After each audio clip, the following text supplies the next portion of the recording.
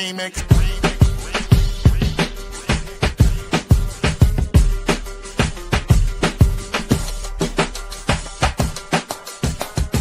Remix. Remix. Remix.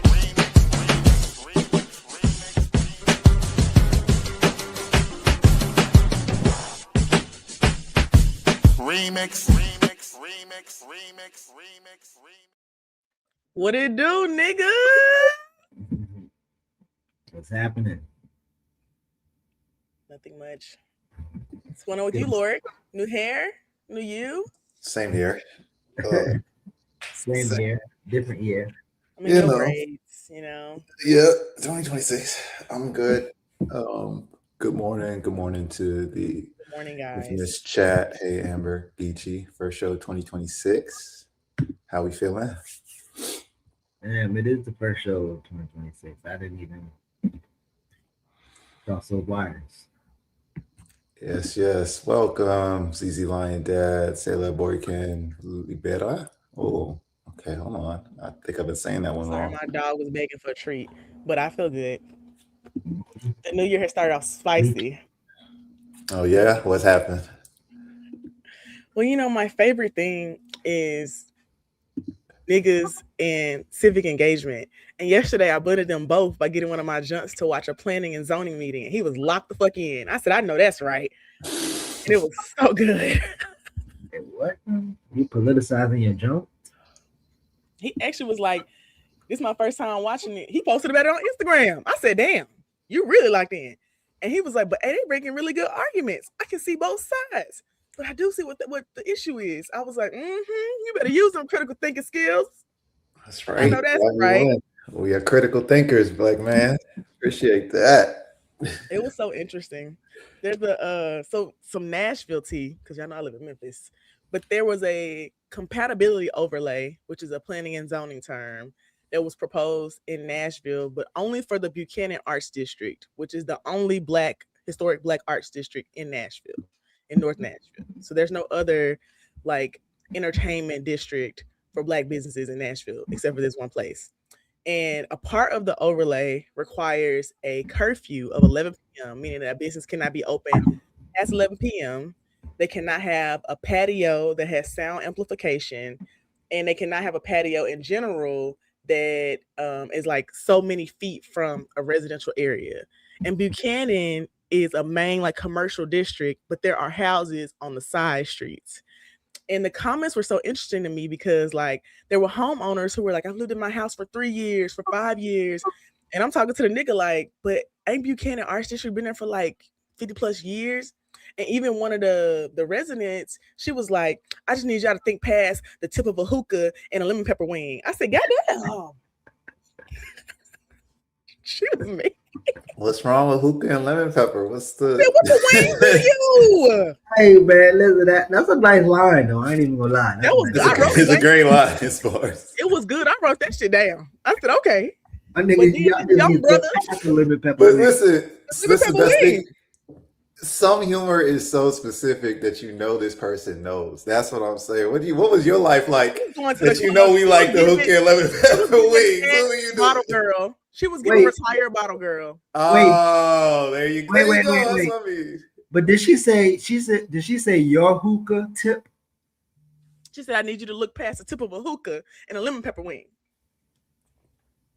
And she was a retired bottle girl. Because like I said, you know something. Retired bottle girl. You know something. If you know the combo like that. But she had a fresh press.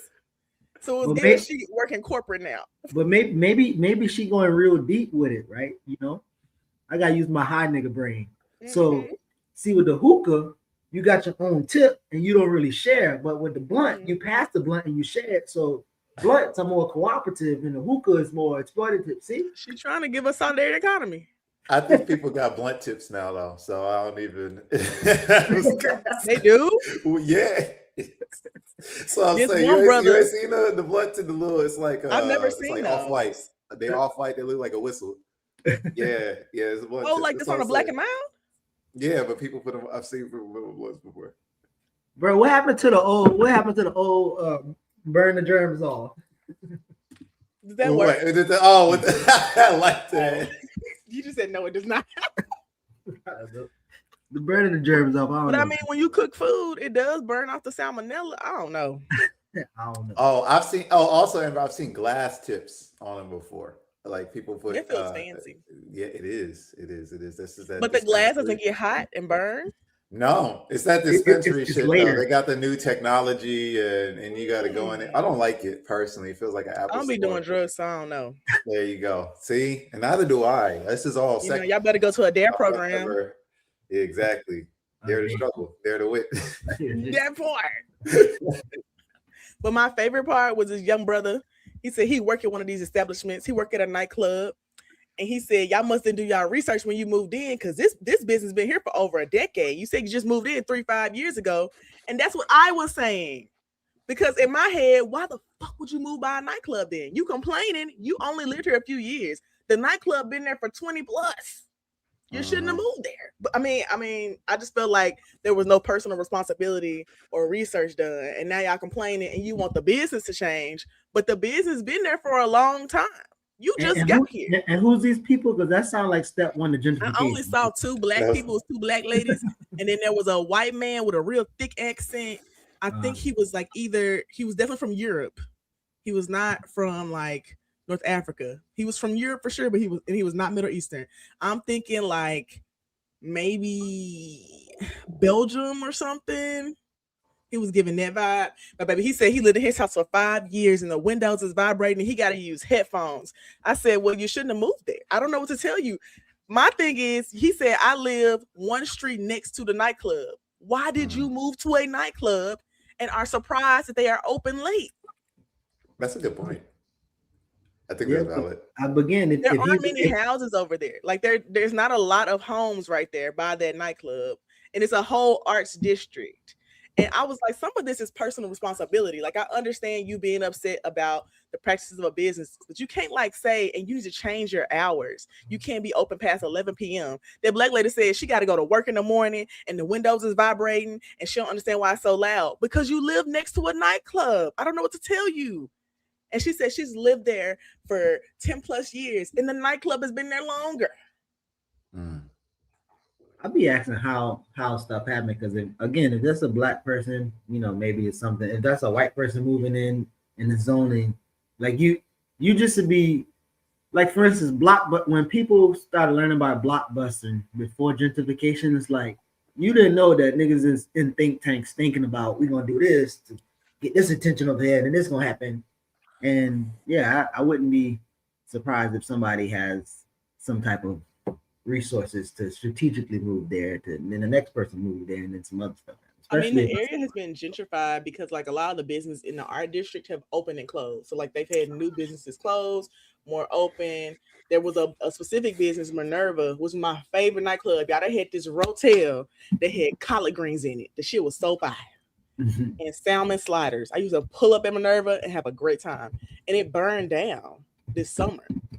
And so the guy who owned it was like, yeah, you're saying these businesses are grandfathered in through this compatibility overlay, but that means a new business has to operate in the way of the compatibility overlay. And he was like, I just found a property to reopen Minerva, but with this compatibility overlay, I can't operate. And the exact things in it are talking about, actually, he made a great argument. He said, when Minerva burned down, I was depressed for 2 months. Nobody talked to me. The council member didn't call me. Nobody checked on me. But then in that 2 months, a compatibility overlay was written that literally doesn't allow me to operate the exact business that burned down. And I said, they hate that nigga. Because actually what he was saying, I didn't even think about it at the time. Minerva had a big patio. And I was like, it doesn't allow you to open another Minerva. He could never open another business if they pass that overlay. And I really feel like the council member just don't like him because it was very targeted towards him. But I told them that if they pass that overlay and it passes through the city council and everything, they have a really great discrimination lawsuit because there's other compatibility overlays throughout the city of Nashville. None of them require a closing time, like a closing time of 11 p.m. And none of them also require that you cannot have a patio that has sound amplification. Like very specific things. They all require like basic stuff or like buffers around the area, and then like you can't be so many feet within a residential, neighborhood, like normal stuff. But this specifically has like hours. You cannot be open past 11 p.m. You cannot have sound amplification past 9 p.m. If you're a nightclub, you're obviously going to have sound amplification. And I was like, this is very racist. It's real racist. And it's like for a specific area. It's only for this arts district where all the niggas go. Because when I go to Nashville, I'm going to Buchanan Street. Well, I don't think it's necessary. I mean, yeah, it is where the niggas go, but like I've come to accept that art districts is code word for like black and working class communities. And so it's like, and then they were like, oh well, it's only because like the art studios and the rent is cheaper there. And like you can call it what you want, but like politically and policy wise, this is actually what's happening. So everything described. Said, I love it when Amber talks policy. I was already gonna highlight that for you. I knew you was. I was watching them public comments. I was watching them public comments, having a great time last night. This nigga put it on his TV and FaceTime me, and we was watching it together, and I was cracking up. He was like, hey, this is actually interesting. I said, I told you, these people acting a fool in the meeting. Baby, this lady said, the amount of people that called me, you would think I was a city councilman for the area. I said, no. It was so good. Yeah. I love it when they be going off on people. But I don't know what happened yet. It hasn't been voted on yet, so I don't know what happened. They was there till like 10 o'clock last night. I'm glad that, again, you can always tie that local policy to making people get activated. Because I also think that people pay attention to what happens in cities near them. Like if Nashville does this, niggas in Atlanta might try to do that, or niggas in Memphis might try to do this. Like because Nashville, Atlanta, Memphis, all them cities try to do the same stuff. And I really feel like Atlanta be like, if they can pass that, maybe we can slide something in there. I'm sure they're already trying. That's interesting because Wynwood is the arts district in Miami. Now it's a super commercial district where Peter Thiel is dropping his investment capital firm, and a lot of billionaires are coming in. Really? It's a lot of sprawl. Like you said, businesses open and close too fast because it's too much business, not enough customers. Kind of problem of capitalism. But it's very similar. It used to be a working class Puerto Rican neighborhood. I used to see black people, you go out, the nightlife is how it starts, actually, which is what's super interesting. And then after the nightlife, after it's become this world-class attraction and all these things, then all the capital comes in. The whole place has gotten wider. And then they can do specific events, which I think is what's tricky about these art places. They'd rather Minerva, in my opinion, this is the model they're moving toward, they'd rather Minerva be like a party thing. So like they can have a festival, like an Essence Fest type thing, and then Minerva disappears for the more, established white businesses. So I think that's what they're doing in Miami, like an Art Basel or something will draw a lot of people. You might get your little black event. People are like, oh yeah, this is, but then as it's over, there's no standing establishment that gets to be there. They still operate like people. Yeah. Which I think is also like they aren't even thinking about the economic impact of that, because they do make a lot of money because there's only so many. There was only one nightclub. It was only Minerva. That was it. And they're trying to, and that sounds like why they want to get rid of it, right? Yeah, they are thinking about it. And so even as you talk about like they do this in one city and then they're gonna do it in other cities, it's like it's party organizing. Like there's a Democratic Party there, there's a Republican Party there, and as we're gonna talk about later, both of them got similar, if not the exact same overarching goal, but the procedural how to get there. How they do it is different. And Nashville is different in that they have a metro council that has like 50 plus people. So like they have much smaller districts. And so that's supposed to mean that because they're much smaller, the council member can engage a lot more. But none of them people heard from him. There was no community meetings that happened. He's saying that the community members reached out to him, and this is the reason why he proposed this, because it's a big issue. But he didn't do any of the community engagement. When y'all specifically have these smaller city council districts for this very reason, I was like, he fake. And he real light-skinned too. I said, he want to be white. I did not know he looked like that. He looked real, real bright. Real bright. Amber, you are invaluable. You know that? Me? Yes. Stephen says I'm invaluable too. He says somehow my policy talk is less stressful than her relationship. I actually thought that's where we were gonna start. So when we went here, I was surprised. So it's so Steven, funny. I don't have any big relationship news. I did call the nigga who was watching the planning and zoning meeting yesterday, my little joint, and then they started squealing. I was like, I mean, now that I'm thinking about it, maybe it's Amber is doing another type of black men bill. With the roster. Because she is politicizing them niggas, so I don't know. That's true. I'm fine. And then when they're ready to find a home, I forget another red pill nigga last year. Yeah. I don't know. Another one bit the dust because of me. Our way. Go ahead. Get them ready. Yeah, I know. Season the meat. We could build a whole Memphis chapter off this roster. Hey, I know y'all got some good people out there. Is Nashville or Memphis the larger city, and then which one's the blacker city? I'm curious. Memphis is the largest and the blackest. Got it. That's what I had a feeling. Okay. Cool. But I do date a lot of Nashville niggas. Peace. Good morning, chat. We got people here now. The crowd has been growing, so I want to just say welcome to everyone. Somebody said that's crazy, Geechee. I also we had a separate checking question from last year that I actually didn't want to leave behind. Yep. So we had Keontae who came on when we had people from the chat come through, and Keontae asked a specific question that I'm pulling up now, but it was regarding our work, our programs, our policy work, all those things. How do we avoid getting boxed out by these nonprofits for the work we do? So I think that was the context of the question. You do mutual aid maybe, and then a charity's coming and they're now trying to serve food on your street. Somebody's taking your good work, your policy, and they're trying to co-opt it for the Democratic Party, that kind of thing. So how do we avoid that one? Why the nonprofit got to be for the Democratic Party?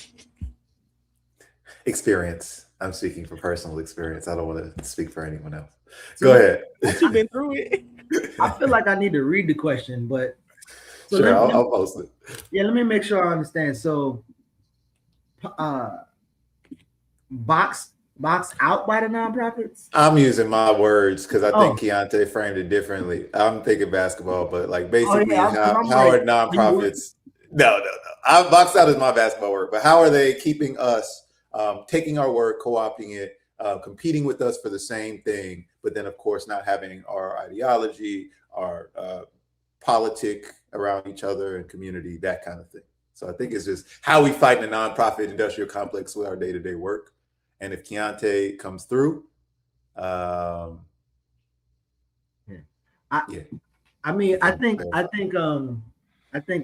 was having a conversation with a barber the other day, and you know how we always, especially in these spaces, we always like use words, and we be like the government, and then we be like organization, and nigga, we just talking about people. Actually, we talking about people who actually can be a symbol of a particular thing. So I wonder if that question, like,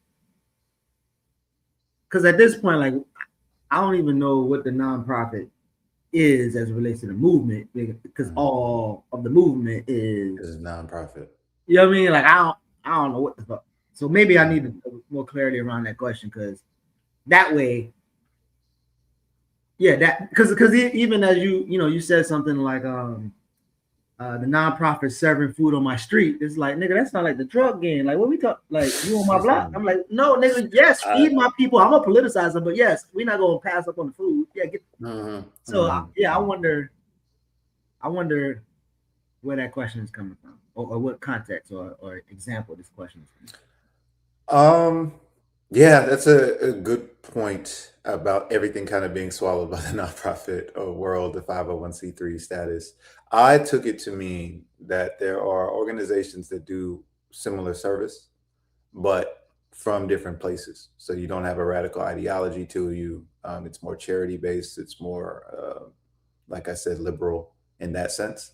So an example I would give is a program that I've worked with that distributes books, right, for youth, and comparing that to Ricky's Liberation Through Reading initiative, where I think that they do similar things, but Ricky's is politicized in a very specific way. It's more grassroots, so it's not like a big, honestly, state funding happens sometimes with these, so it's not a big state funded sort of thing. And so how would a liberation through reading compare with like a sort of liberal give books away program? The way I think about it is the liberal give books away program, for example, has different criteria for the donations that get accepted. So, books about pilgrims, which I see all the time, books about the presidents, these kinds of kids' books are allowed in that program, whereas a liberation through reading would obviously be more explicit about why that isn't okay. And so if both of these things are serving Black youth in the community, then I think there's a competition there. And I think Keontae was asking us, how do we win on the liberation through reading side versus the generic nonprofit providing services side? That's how I interpreted the question based on the combo. Yeah, so a couple of things. The first thing I thought about was the example, and I'm not going to use any names. I'm going to use the example, but do you remember, or do either of y'all remember that there were a bunch of like 146 or 126 opposition nonprofits in Cuba who was trying to destabilize their revolution? I didn't know that. And Fidel organized his people to infiltrate those organizations and then go to the head of the organization. Wow. So they end up leading the opposition. But anyway, so we here we're organizing with, so there's this company from Nashville that owns a bunch of property, and they bought property here. There's seniors in one building, and then there's families in the other building. We started talking to the seniors and helping organize the seniors because the people, we started organizing seniors. In that property, there's a nonprofit who has one person doing senior programming and one person doing children programming. Mm-hmm. And so this is what I'm thinking, like, how do you work with, like, maybe the tactical thing is how do you keep them at bay or utilize their resources so that you serve your people? We are organizing the seniors with the more politicized of their employees with the seniors, and the less politicized of their employees with the youth. We're trying to find ways to communicate. Now, that nonprofit had a part-time gig that we would get one of our people to do that part-time gig so that they embed themselves inside that nonprofit to start to. That's my type of carrying on. Yeah, infiltrate. Yeah, so I'll stop there. They had a spy on the inside. Hercules. I'm just playing. All I'm saying is we learned the shit from the best colonizers that exist. I'm just saying. Yeah, the infiltration. I love that strategy. That makes me think. Yeah, because I actually was going to say, Keontae, I'm still figuring it out, and we still are. So we haven't solved this. But that sounds like a strategy that makes sense. When I read Baba Akinyele's We Will Shoot Back, talking about Mississippi self-defense, that seemed pretty common. That, or they had a radical program on the ground with what I'm calling indigenous leadership or local leadership. And then they were using these mainstream organizations either to bring in resources, to structure programs, that kind of thing. But it always was a tension, which I will point out. Like there's repression, there's purges, pretty much every single time.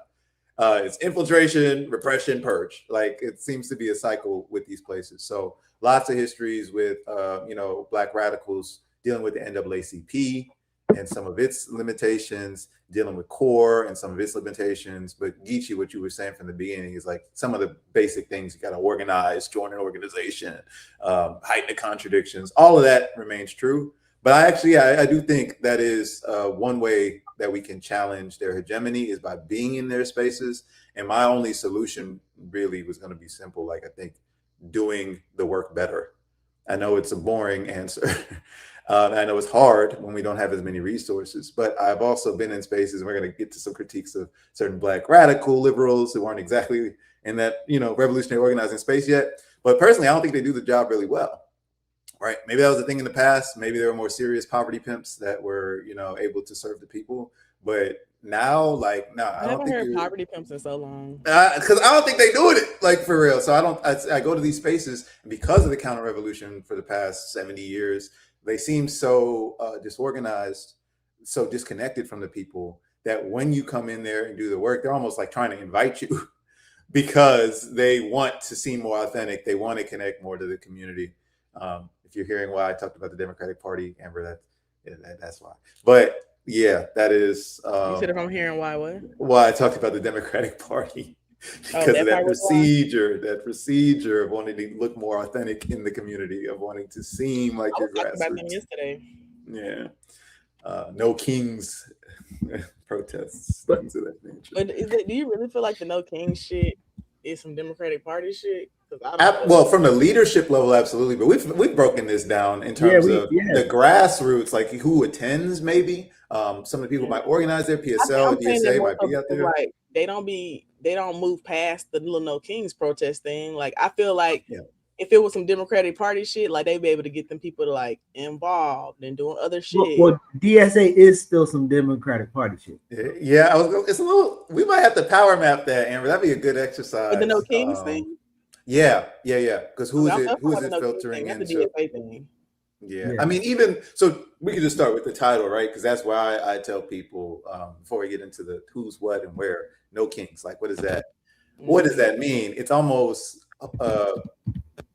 harkening back to the American Revolution, this idea that the U.S. Revolution came out of deposing King George, and that was a righteous thing. So when I hear that, it's like, we're America. We don't have kings, even though George Washington and them literally named their shit after like Roman Empire stuff, like Library of Alexandria. That's how we got all the old capital names. Syracuse and places like that was because the white founders were obsessed with Rome and Greece. I think Amber point, and I want to hear more about Amber's thoughts around nonprofit. That question around nonprofit, it connects to, like, as Amber says, it can't be Democratic shit, but then it's like staunchly DSA, which is iteration of Democratic shit that's dressed in some other radical shit. So sometimes it's like, what's the definition of a thing is what I would ask back to the Keontae question. Like, if we were, as Lord do fantastically, if we were to all like define what we mean when we say nonprofit complex or nonprofit, it's a possibility that some of our orgs will get like reaped into that definition, and then we have to answer that question different now. But I'm curious. Well, so I didn't know that No Kings was started by DSA because that's not how it's branded. Like, it's not started by DSA. That's not. It's more Democratic Party actually at the. It's more than DSA in terms of the Democratic Party's role. I was responding to what Geechee said, like about it being a DSA thing, because I mean that's not how it's like branded or like proposed here. And somebody in the comments said that their voter registration parades, they're not doing voter registration at the ones I've seen or been to. Them niggas just lining up on the street and yelling and shit. Like they're not doing anything. It was only one of them that I saw where they had like tables, people are tabling, but they weren't doing voter registration. They were doing like sign up to help our food pantry because we have an immigrant food pantry. And then they had like a sign up table for not the Democratic Party. It was who was in White Ladies? Indivisible. Right. Yes. That's who is. So I was just going to ask us to just follow the money there, follow the influence there, 5051, folks like that. But you're on it, Amber. Yeah, I'm on the No Kings page, right? And I go to about news training partners, and then I'm just looking at these, like you said, 5051 or 501, sorry, or ACLU, which we already know is not a paragon of Black radical thought. We got, some of these Bend the Arc, Jewish Action, Blue Future, Blue Anchor. So I would just kind of look like national stuff because none of these are like in the South or doing any of the stuff. So I was going to say, I have seen the Common Defense people because it's a girl who's with Common Defense here who spoke at one of them. But also, like one of the things on there, Gain Power, that's a Dem Party career like website where you can apply for jobs, or the Dem List thing. That's a like events page. Like they show you like dim events that are happening, and like you Mhm. can sign up for invites or whatever. Why is Lori frozen smiling? Lord Jesus. Holy, I'm frozen. Yeah, you was just Yeah, frozen like every now Oh, and then you okay. keep freezing. Yes. Oh no, that's all right. Let me work on that. I'm just showing that. Yeah, if you, I was just highlighting this right here. Amber, Hollywood I feel like Democrats. when people, this is also why I really don't trust when groups like have these pages, they put all these logos and shit on them, because these aren't real partnerships. Like these orgs, most of them are like resume like websites and shit. Like they aren't doing anything. Like Kairos is a nonprofit that does like research work. Like none of these are like doing anything at the No Kings rally. Like they're not contributing, and it doesn't cost anything to do these rallies. Like the one we had in Memphis doesn't cost anything. The one they had in Nashville doesn't cost nothing. They just standing in public parks. So it's not like they have like a big, huge financial. Right. Yeah. They just Then want we're to be asking. seen as like orgs who support this because they don't want to look like they're on the wrong side. And that's what I was gonna say. That's but why what I'm are they asking actually you. supporting? That's even worse though. No, that's what I was asking, because Amber, you got there. That's why I was like, so what? Who is behind this? And then what are they doing? Federal No, I Employment mean Number I agree 5's with you. org is right I here. just don't think it's a man is also. I was just pointing that out. and Move On. I used to work at Move On. They pay good. I'm not gonna hold you. So, but I do think what's complicated. Go ahead. Sorry. I just think that it's not like what I feel from the No King stuff is that it's not a real pipeline. It's just white people who talk a good game and act like they really care. But them motherfuckers was out there dressed up like patriots. They had on full costumes. But don't that sound like a Democrat still? That's you sound like you explaining a Democrat. They don't do that shit. No, you are. You're no, that's literally what Democrats do. You're just describing that this is a Democrat party. Yeah. You're describing. That's what's funny about this. It's them stuff. You're describing. They must do that where y'all live. They don't do that where I live. No, they do. They don't do that shit in Tennessee. They don't. Well, no, maybe not. But my whole point is, I think that's what's complicated about this. Like you said, what's the pipeline, essentially, right? And then what are they trying to get people to do? Because that seems somewhat unclear until you kind of go on these websites. They just complain, who's involved, yelling on the corner and shit. And that's why we're saying it's because again, that's the Democratic Party. You know, they don't have a strategy of opposition. I don't feel like it's directly. Well, I'm not saying I don't think it's directly connected. I think that it's not connected enough because there's no strategy. Like, there's no. To me, if I was the Democratic Party and I'm funding these people to do all this stuff, we're holding on these parades. So then I would try to pivot these people to be like donors. Like, how do I pivot them to that? And I don't see that happening. And a lot of these motherfuckers who come to the No King shit are Republicans. So they're definitely not finna flip. And I really don't trust, like, when they're saying, you know, No Kings, we're not patriotic, this is not patriotic, and we're patriots, and Trump is da-da-da-da. They're not gonna not go vote for a Republican. But the thing, so the No King, most people, if not all, most people in the No Kings environment, as radical as they sound, they would translate that No Kings to No Dictators, and then also call Maduro a dictator. So that tells you, like, it is. They don't sound radical to me at all, though. Like when I was listening to the speeches and shit, the stuff they were saying is the same thing that like strict constitutionalists say. Like people who, you know, believe in the Constitution. And to me, that's not radical, because if you sincerely believe in the Constitution and the practices of it, that's not radical in any way. That does nothing for Black people. Yep. We're just working our way through what I think is the conclusion. But Geechee, go ahead. I'm not saying I disagree with you. I'm saying that, like, I just don't feel like they're just not even smart enough to like do all of this. I don't know. I feel like if they was really connected for real, it would be some kind of outcome. I'm not saying nothing from it. It's just like a cute little, you know, photo op video moment, and that's it. Because none of this changes ideology either. Right, but I think the outcome is the engagement with it, and like, for instance, you said, "Oh, we did a rally in our neighborhood." Like that could be the outcome, but for you to even legitimize it or say it's a thing, that could be an outcome. I guess. I think I also just feel like none of this is none of this makes permanent impact.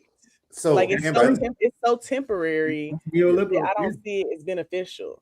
I agree with you. So Amber, I think this is just a question about when we talk about the fox and the wolf.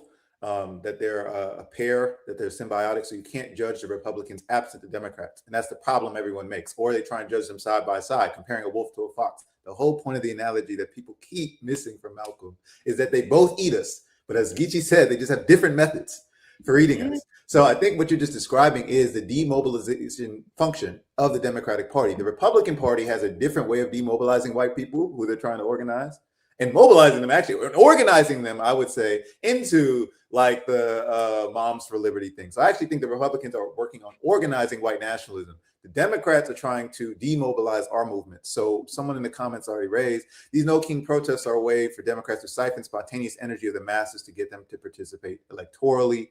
Part of the function is to take energy that could be channeled into revolutionary means and redirect activities that let you release some steam, hence a march. So I think this is why I say you're so but Amber, this is why I say you're so invaluable. Like, you are naturally calling the thing.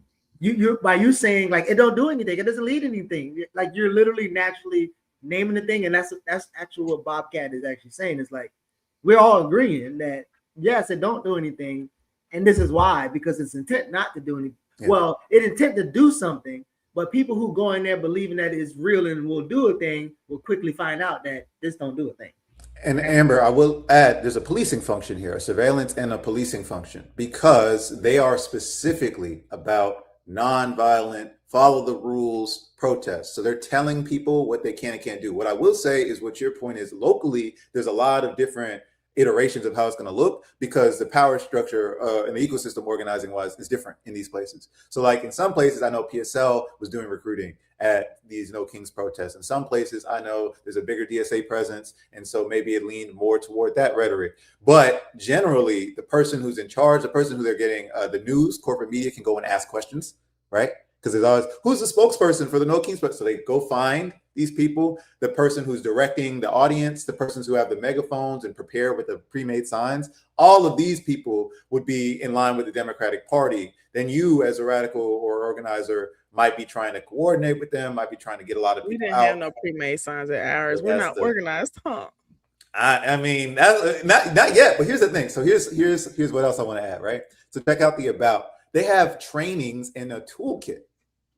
So they're also creating a way to reproduce themselves, because you're like, I want to get active. I want to do something. Let me take one of the No Kings toolkits. Let me take one of their trainings. And then you can reach out to them. Hey, I need some more resources. And they can come, and there you go. And so they're creating the pipeline like in our faces. But I do think what's going to confuse some people, as you're pointing out, is one, they're like, well, what does this do? What are the demands? Yeah. And then two, why does it look so different in some places? Why are some places, like Geechee saying, I'm seeing people dressed like George Washington, and then in other places I'm seeing discussions about rent strikes and ending imperialism, right?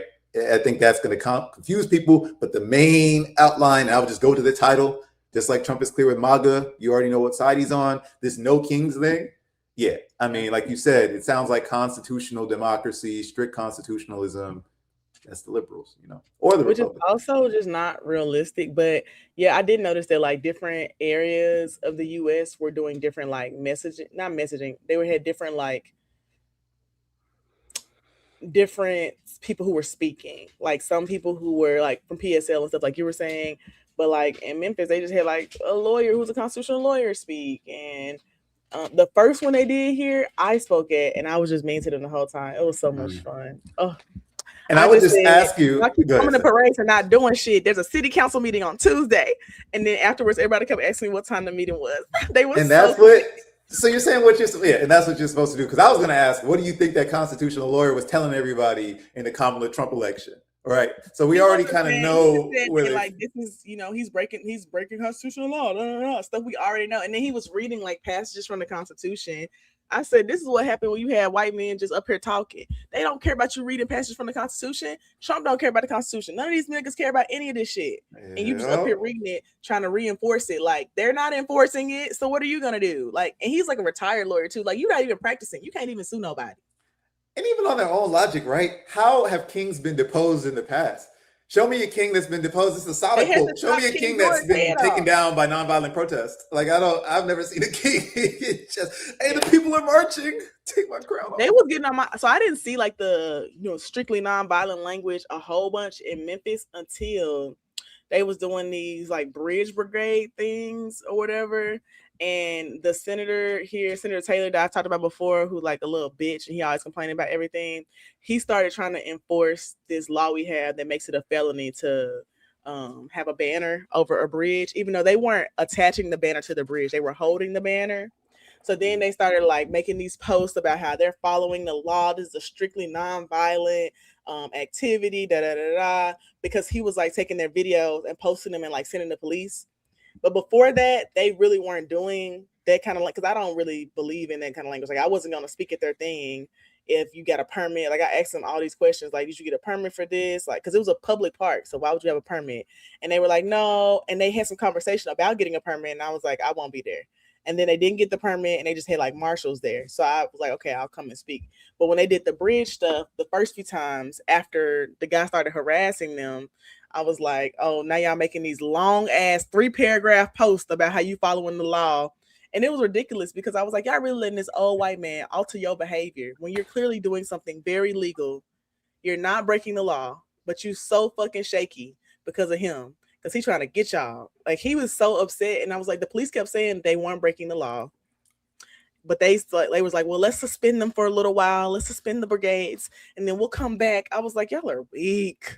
So here's something that, as we talking about this, it makes it even more funny. And I shared this before, but one day I was with the elders, and we were talking. So we often talk about the history of Atlanta and Andy Young's impact in Atlanta, the Olympics and all the other shit, selling it off to the white boys.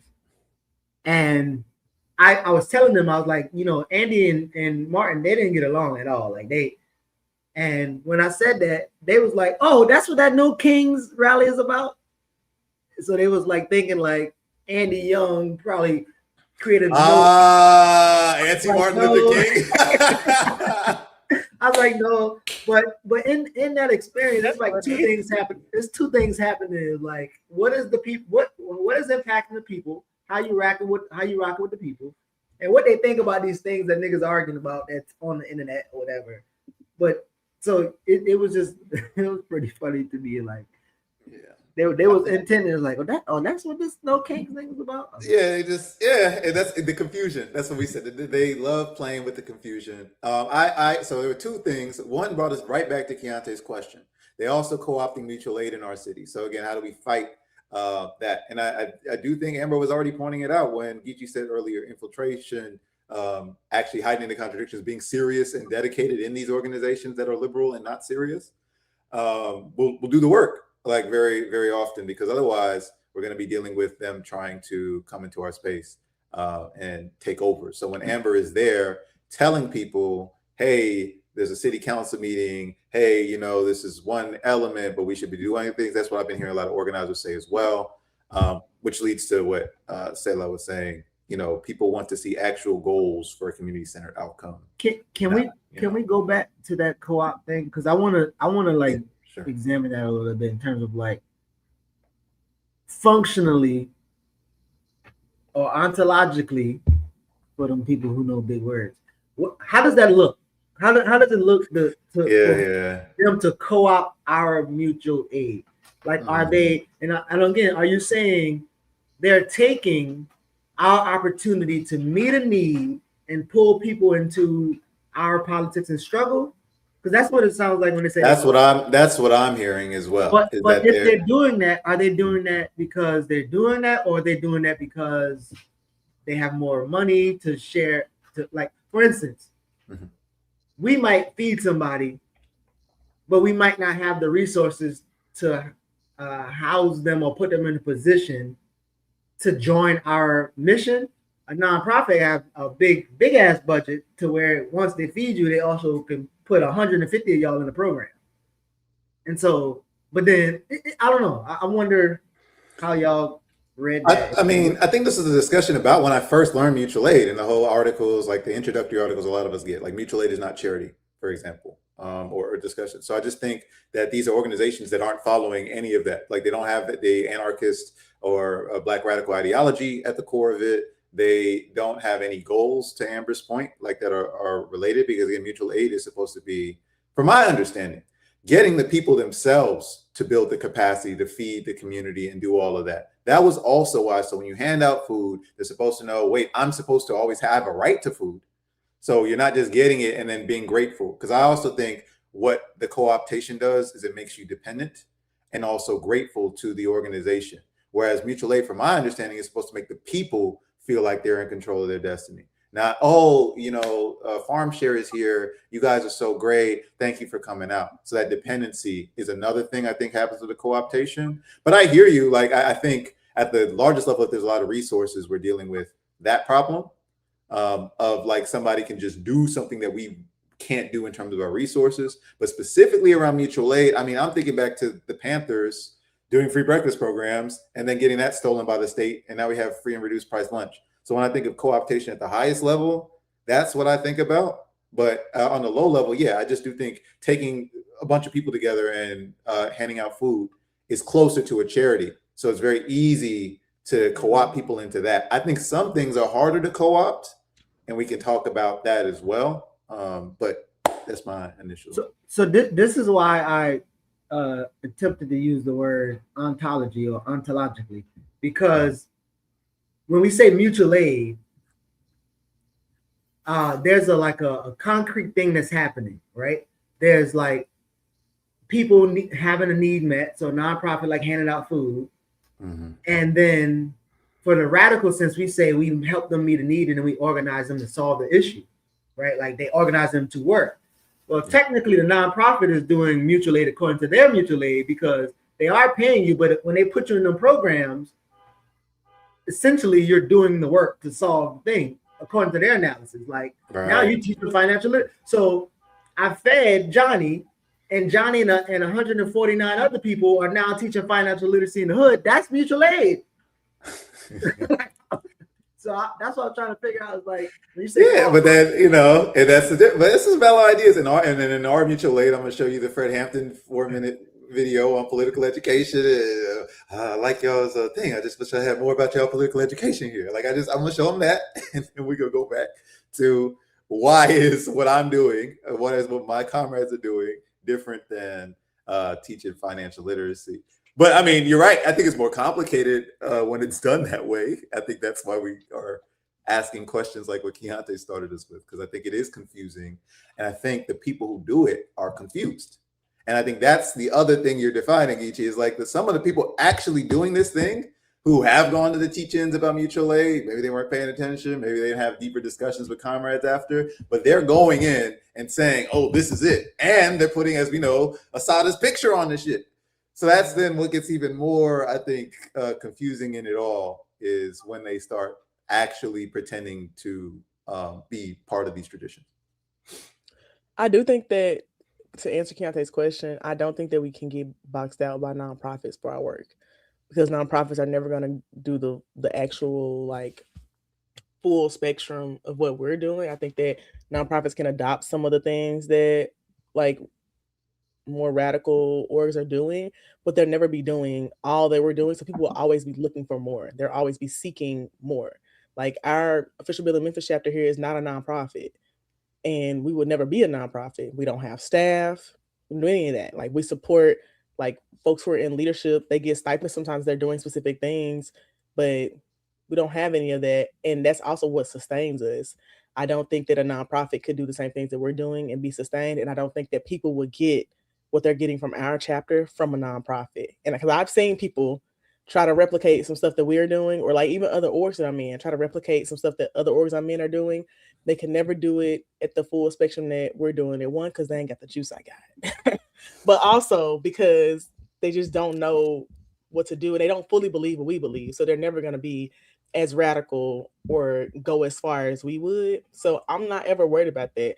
I also think that, once you start worrying about a nonprofit taking over or what happens if we lose, that's when you start losing. Because this little boy asked me a few weeks ago when I was doing a little youth talk, he was like, well, what happens if you lose? I said, I don't know. I ain't never lost. I don't know what that is. I'm so sorry. So sorry to you. And when you start thinking like that, that's when you start losing, young buck. Oh, I'm now just you're a playing. I didn't call him a motivational young. speaker. Now you, what's his name? Now you LeVar Ball. You never lost. Yeah, motivational. I do these Tony like the Freak, sometimes Tony the people will Cloak. ask me to come and like talk to youth about policy stuff, like how do you be civically engaged, how do you get involved and stuff, and like they asked me about some policy stuff I was doing, like what happens if I don't win, and I was like, I don't know what that is. I don't know what losing is, but I mean I think that's how you should approach everything. Though I'm so delusional in that I'm not gonna lose. And no, so I don't. You just gotta be super delusional. Although I did just realize earlier I put this shirt on inside out, but that's okay. Because I didn't lose. I love that energy. That can backfire really fast, though. That can backfire. I think so, yeah. But obviously, I get the spirit of it. That turnaround. We think about how people. If I just maintain the delusion, I'll be fine. Delusion is always a funny word with conviction. I get what you, because like I the same could be said for Nat or Harriet, in the past, that they had such a conviction that what they were doing was right, that it didn't matter, and they didn't consider that they would lose. I just like saying Delulu because it's funny. No, I do too. I agree because it looks. What's the whole Fananian thing, right? We look crazy to colonizers. Everything we think of as like normal and rational is crazy in their perspective, right? And then John said, "Not even Geechee pulling out the $50 words." I appreciated the ontology, but I think we came right here, and we can start moving to some stories. How do we give people the tools to learn, to recognize when stuff's getting co-opted? That's what we're doing. That's what Black Liberation Media is about. That's what political education is about. So we can actually come together as communities and have these combos. So go ahead. I'm thinking like if we've been able to utilize the minerals from the earth that make this computer, and we utilize it for some type of revolutionary purpose, or some type maybe you can do that with a nonprofit. Maybe that's what we're figuring out in this time period of the world. Like maybe Hugh Harrison didn't have to technically figure that out, and even Stokely probably it started, but maybe this is a time period we would have to figure out how to fucking use tools. I don't know. Maybe. Yeah. Not the people said the Amber in her bag. I know that's right. Somebody said Amber on point. And see, and just imagine Lord wants to reschedule. See, y'all would have missed all of this. I wanted to anyway. We go keep moving. I wanted to plan what we are gonna do after this. Because Lord's a planner, you guys. I don't know if you realize this, but that nigga is a planner to the T. That's right. I'm reading the chat. Actually, I planned the most that I planned in like months. This past few weeks, I'm doing 75 hard with my friends, and this shit is ridiculous. I'm happy you're joining the planning. It feels good, don't it? Doesn't it feel good when a plan come together? Don't it? Yeah, I don't Organizer. know. Good. I ate cottage cheese for the first time this week. I did not die, so we're making it. How's it taste? I'm not.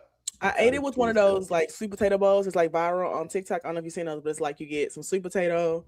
I don't eat red meat, so I had turkey meat with like onions in it, avocado, and the cottage cheese. And you put some Mike's hot honey on the whole thing. I only put the hot honey on the cottage cheese, but I ate it all together, like all 4 things together. And it tasted good, but I think it's because it was all the things together. I did make yesterday, I made some high protein vodka pasta because I like vodka pasta. But instead of heavy whipping cream, I use cottage cheese, and I can't taste anything. It just tastes like vodka pasta. So I think I'm okay. I just kept repeating to myself that this is 12 grams of protein. 12 grams of protein. That pasta, the cottage cheese that I put in there, and the salmon, that was 52 grams of protein in that one meal, and it was like 438 calories or something. And I was felt very proud of myself because I'm trying to hit this protein goal every day. And it's very hard because although people say that you're supposed to eat more when you're working out more because you're going to be hungrier, I'm not, because I got ADHD. So it don't work on me like that. So I'm not feeling hungrier. And I actually have been really struggling to eat as much as you're supposed to. So I've been trying to make higher protein meals so I can eat fewer things. And it's a struggle. Because my friends are like, you're not starving. I was like, girl, I don't know, I'm fine. Shout out my ADHD folks. I have seen that. I have seen y'all struggle to eat before. It is no joke. So yeah, but the pasta was good. Yeah. I was very shocked. I agree. The hot honey. I was gonna say that sounded like the when you met this is the fourth thing. So I was like, this combo. This was my first time trying the hot honey too, though. So I will just say, and I also just want to say, as somebody with ADHD, this is the most planning I've ever done. I had a full grocery list. I shopped for that full grocery list. I came home. I did not stop and get some food to go. I made the food at my house. I meal prepped 3 things: salmon, chicken, and broccoli, and I ate them this week. I've really been doing my big one. Okay, got the salmon, chicken, and the broccoli. But I put the salmon in the pasta. But it was fire. I was very surprised. I wasn't sure because I feel like I see too many white people eat cottage cheese for me to trust it, so I was scared. Wait. You say you've seen enough of them eat it for you? Too many of them eating it, so I didn't trust it. I was like, that's not something I eat. From adolescence, I just seen them always eating it. So I just always thought that's not something I should be eating, because why are they eating that? And then I was like, oh, I can see I got a little immersion blender and I blended it and I didn't taste it. And I was like, oh. Maybe that's a good barometer. If more than 4 white people go that way, go the other way. You should. That's always been my philosophy. If I see too many of them headed in one direction, I'm going the other way. Right. And if I see too many of them doing one thing, I'm not gonna go. That's why I said the No King stuff. I've only been to one. I didn't go to the first one they had, and I only went to the second one because they asked me to speak, and I wanted to talk spicy to them. And I didn't go to the next one because I'm not going to huge gatherings of white people. Yeah, I was gonna say that's how you survive, It's pictured and paused every 3 seconds. Oh man. I think it's the filter. Yeah, let me take it off. Yeah, I can see my John said we all need Amber's fire. I appreciate it, John. I hope your daughter's afro is doing well. Mine's is doing good under here. I'm gonna take the braids out soon and get my ends cut. It's gonna be great. Okay. Hopefully I stop freezing. All right. Again, welcome to Friday Remix Morning Show. Glad to see y'all. Happy to be hanging with Amber Geechee in the infamous chat. Do y'all want to slap the map and get into some news stories? All right. Yes, I just want.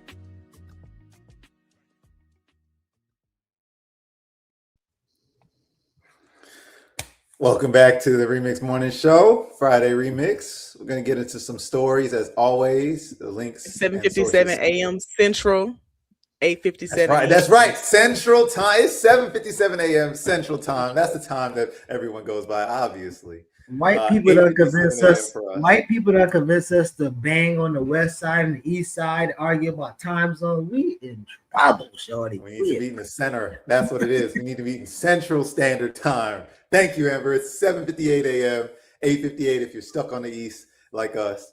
We're going to get into some stories. As always, links and sources can be found in the show's description. I had something to start with y'all on. I'm curious if anyone followed this, but Josh, we haven't seen the run sheet yet because I asked you to send it. I dropped it in the private chat. Look, look at Amber. It's always a run sheet. Look at Amber. You don't ever have to not get send it. It's already there. That's one. Now give me the glossary. That's one. Oh, I linked the gloss. Oh, that's what I'm saying. You so busy yelling at me. I'm trying to tell your ass you said the wrong thing. But the Google Doc is a running doc that you can always enter in without it being sent. You're right. I know. For some reason, I don't know why this is, but I cannot find the link on my actual Google Docs. Like when I go to Google Docs and it shows you what you recently looked at, this never shows up. Well, type in the name. Well, what I'm gonna do is send it back to our chat, and then it's all good. I didn't mess up though. I was about to brag that I had already dropped it, but I had not. I said this is a glossary. My bad. This is a Wendy's. CST. EST matters most. You can't on the time zones. Oh man. Time I zones are still- not a real thing. I just want y'all to know that. Yes, can someone who figured out Arizona's time zone help me out? Or is it Vegas? One place has 2 time zones in the same. Well, I think a lot of Midwest is like that. 2 time zones in the same state, and daylight savings is weird. Time zones in the same state. Actually. Indiana got the same thing. Yeah, because we know that. And Tennessee. Yeah. Oh, y'all got it. I'm sorry. Because that's right. Because isn't Memphis in the West? No. Is Memphis in the West for the NBA? Memphis is in the very bottom west side of the state, and then past Nashville, the rest of it is in Eastern time. See? Yeah, Arizona's it'd be confusing the hell out of me when I had to teach across. Yeah, they have no daylight savings time, and they're on mountain time. I was just like, call me to the person I was working with. Okay, let's check out this first story, and then yes, Amber, you should have the run sheet now. My mistake. But I saw this. I'm not sure if anyone's followed it. Because I'm not that hard on black men like some people are. Oh yeah, you know me. So ISO Speed shocked to learn he can't pipe pure diamonds in Botswana because the country is locked into contracts. Yes. So Geechee, you're already reacting. For those who aren't aware, I believe this is part of Speed's Africa tour. So ISO Speed, probably the number 1 or number 2 streamer, definitely top black streamer other than Kai Cenat. And he's been doing these things where he travels. And as you can see, it's looking like 47 million viewers. He on a tour. In the bottom count. So he did a China tour, which I thought was interesting. And I had questions about his access and all those things. But on the positive side, it does seem like he tries to challenge certain stereotypes while playing into others. He actually does show you what the place looks like. Citizens themselves seem very excited to see him and talk to him and show certain things. And so he's now connected to the motherland, and he's gone to Africa for a tour. And so there's been a lot of clips circulating of his Africa tour. As you can see, millions of people. And he's been engaging his chat a lot, dealing with a lot of the racism in his own chat, which I think is interesting. He does that. He always has done that, by the way. Right. Yes. I will, again, give him credit where credit is due. He is, I don't want to, it's not a minstrel. I think he made it clear. Clown is probably more appropriate. I think he's class clown in a lot of ways. And yes, but the young brother know what he's doing. He not stupid. To some, I mean, we got to some degree. Is he know what he's doing, or he's a low cost journalist? I think that. Well, I would say he came to Memphis, so I saw the impact of him coming here. And as somebody who like was at places that he was like at, he not stupid. Like he knows exactly what he's saying, what he be doing. And he's playing up the class clown thing, but he's very intelligent. And you can tell that, like, there were people who. But maybe he is really a class clown. That's what. Yeah, he's a class. I get what you're doing there. Oh my god. You don't have a class analysis, and he's a clown, so he's a. I mean, yeah. No. That was pretty good, Geechee. I can't lie. That was actually really good. He is. His class analysis needs some work. But let's go ahead and play the clip. And we can see. Go ahead. What he's talking about. Hold on. What we do is we sort these diamonds. Okay, what if I want to buy these? I want to buy one of these diamonds. If you want to buy one of these diamonds, yeah. Who do I talk to? You'd have to talk to DPS or the site holders, because we don't sell. We only have 2 customers. So but I can't be a customer. This is my first time in Botswana. We can make arrangements for you to buy diamonds. Yes. But these are rough. Yeah, I know. But what if I want to buy a rough diamond? No. We only sell rough to 2 customers. And then maybe you can talk. Is that part of your contract? Y'all can only sell to those 2 customers. That's part of the contract. Okay. And just to highlight, these are all natural diamonds. So we're selling the natural diamond stone. The natural diamond is forever. So these are from the ground, no synthetic, no diamond, no lab work. These are 100% natural diamonds. From our 4 mines in Botswana. We have 4 mines. Fair enough, chat. Mm-hmm. Fair enough. I guess we can't buy a diamond here. Wait, is this your first time touching a diamond? I think maybe. Like a real diamond. Yeah. A rough diamond. And who removed me from the screen? Let me find out y'all some haters. Oh, I thought you left. I ain't do nothing. I I was just sitting certainly here ain't being touched black. it. I'm just showing the video. That's the government. They're pervasive. They are watching right now. They see us talking about the diamond mines. So he says a client. We can only sell to a client. This is the Geechee's thing about the class analysis. Why won't you name the client? Now, to Amber's point, I think he's smart. I'm sure Google searches for Botswana and diamond contracts went through the roof after watching the video. So I do think there was probably some strategy there to raising awareness, but I did want to point out who is this contractor. Botswana's diamond contracts primarily revolve around its longstanding partnership with De Beers, formalizing a major 2025 agreement extending mining licenses to 2054. Nice. So that's crazy. Last night, unfortunately, I watched 10 Things I Hate About You, and it's very, oh my goodness, the most generic rom-com I think I've ever seen. I think a Chat GPT could. Why were you watching that? I was trying to watch something silly with my partner before we went to sleep, and I fucked up because I was so bored that I actually couldn't go to sleep. I had to watch the whole thing through. And in the whole story, it's actually a big story about diamonds. Like the main character, Matthew McConaughey, is trying to get a diamond contract with De Boers or something, basically the De Beers family. And in the, it's the whole, he's an advertising agent. And shout out Jared, what's up? Talking about advertising. So he's trying to sell diamonds. He's in a competition with two other women. And the whole thing becomes, you have to get someone to fall in love with you in 10 days. And then you can get this diamond contract. Watch the movie. I do not remember that happening in that movie. I need to go back and rewatch it. This whole thing, and his marketing saying is terrible. You know, in some TV shows where they try and do like rap or they try and do music, and it just sounds bad. It sounds like a TV show, like soundtrack kind of thing. It doesn't sound like someone who really does music. It felt like that. He was doing advertising, and the slogan, the brilliant slogan he gets paid all this money for to come up with was "Frost yourself." That was does that make you want to buy diamonds? Frost yourself. But that was the biggest thing of the movie. Yes, don't worry about it. You don't have to watch it. But the big thing was there is a parody of the De Beers family. And so in the movie, this rich couple who owns all these diamonds are actually at a gala at the end. And you can get into the gala and wear like these blood diamonds. So the main character, she goes in and she's given the Isadora diamond.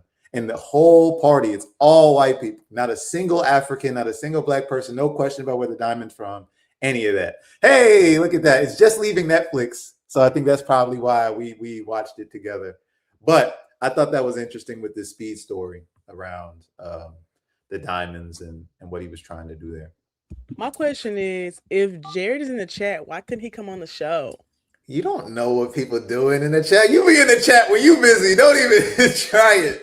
When you're too busy, you hop in the chat. I'm just saying, Jared, if you're not doing nothing, I miss you. I don't know what they're doing, but I miss you. You're the best. My favorite academic. I haven't talked to you in so long. Well, I texted you, but we haven't been on the show in so long. Jared will get I ain't froze. I'm just doing that face because you. I know you're just making that face. You just lying. People might be at work. You don't even know. You don't know what that man doing. You don't blow that man's spot up and everything. What are we doing? Yeah, I mean, he could be on winter break still. Chill out. He could still be on winter break. You never know. You don't really know. He said this AI. Chill out. He sent AI to come holler at us, y'all. This time it's sort of like chatbot. Anyway, that was what I took away from the story. I think Speed's going around. I think he's actually struggling with his mental health because of what's been happening. I mean, I don't think he enjoyed when he was called the N-word in China, for example. And that is not fodder for anti-China propaganda, because if you saw, they actually got that woman to apologize. Chinese society, Chinese state, they got that woman to apologize. Show me anywhere in the U.S. where Trump's government is going to go and make you apologize for saying something racist to a foreigner. I'll wait. So just no, they scared of the bad publicity because his streams got billions of people on them Jones. Yeah. So that was my take. I've seen some other things, but I think it's been interesting. Amber, to your point about he's smart, he seems grounded. I'm really curious about this dude's mama, like honestly. And like his family and where. Me too, because I ain't never seen none of his family, parents, or nothing. I think It's just like they be saying about me, hey, y'all don't know what my sister look like, my family look like, y'all don't know nothing. Except that you're a twin. Now we do know. Now we know if we see another Amber in the street. Yeah, but it's rare, you Yeah. know. Yeah, somebody in the chat said he's from Ohio. He is from Ohio, and he looked like a nigga from Ohio. He looked what does that mean? He looked like a Haitian nigga from Ohio. Like, he's Haitian? I thought Kai was Haitian. He's African American, no? Am I mixing them up? Oh my God. You surely are. That's what I'm saying. Black boys look alike. Kai and that, unfortunately. In my defense, they the only two black streamers I know. No, because but Kai and that. Ben the Don now. Ben the Don is. Who's that? That's a. He's a streamer and he's funny as hell. He's funny. He's a clown though. He came up through Drewski's circuit. Or through Drewski. I don't watch Drewski, so I wouldn't have never seen him. Yeah. I mean, I definitely avoid Drewski at all costs because he just be doing too much. I mean, this is the thing. We can say that about every one of these streamers be doing too much. That's like, because I was gonna say Kai is unfortunate because he has a uncanny resemblance to a certain pop mogul. Diddy is what people have been comparing him to because they do. Kai's the net? Yeah. You should see the photos. It's bad. He's definitely not having a good time. He also cut his locks, so with the fade, it's even worse. Somebody said, DJ Academics, Amber Shirley. But that's all I had on this story. I do know what it is. I had to think about it for a second. I'm sorry. I do know what it is. That's the nigga who was like saying crazy shit about Megan Thee Stallion when she was doing that court case. Who? That's all I know about. That was Academics. Yes. Yeah. Academics is a vulture. Yeah. That's all I know about him. He just failed Charlemagne. That's how Charlemagne came. That's exactly how I would frame it. Definitely. They said, what about I Mix What I Like? I do know him. That is a really popular streamer. I don't know if y'all have seen him. Jared's streams are great. So to transition a little bit, I know we've been covering Venezuela throughout the week. Go check the episodes we've had on that. Go check the journalists who came through. Look at all the coverage. I think Jackie's going to come on today and probably do an excellent job. Just tap in with our network. We've been talking about it throughout the week. And of course, today's going to be no different. So I want to continue, but maybe with a little focus on what we do well here, the Blackness Leadership class. I want to talk about some common celebrity bad takes on Venezuela that we've been saying, because I do think they are things we run into a lot. So Geechee, I wanted to start with one of the things you shared from a brother, the Wall Street Trapper. Oh, that's just the name. Well, we go rock with it. The Wall Street Trapper giving financial literacy advice. So this was one of the first videos that we kind of saw from somebody trying to explain what you should be doing, what Black people should be doing in the wake of the terrorism in Venezuela. So check it out. America now control over Venezuelan oil. I'm Wall Street Trap, and I help the everyday person build wealth through disciplined investing and trading with confidence and not confusion. With the U.S. in control of 300 billion barrels of oil, worth about $17 trillion, Trump didn't hide why he invaded Venezuela. He said, and I quote, "They stole our oil, we want it back." And then he said, "We're going to let good American companies take control of that." So here's a couple of companies that I think we should be aware of. One, Chevron. Now, they have direct operational leads. Chevron is already the only major U.S. company that already exists in Venezuela with operations going.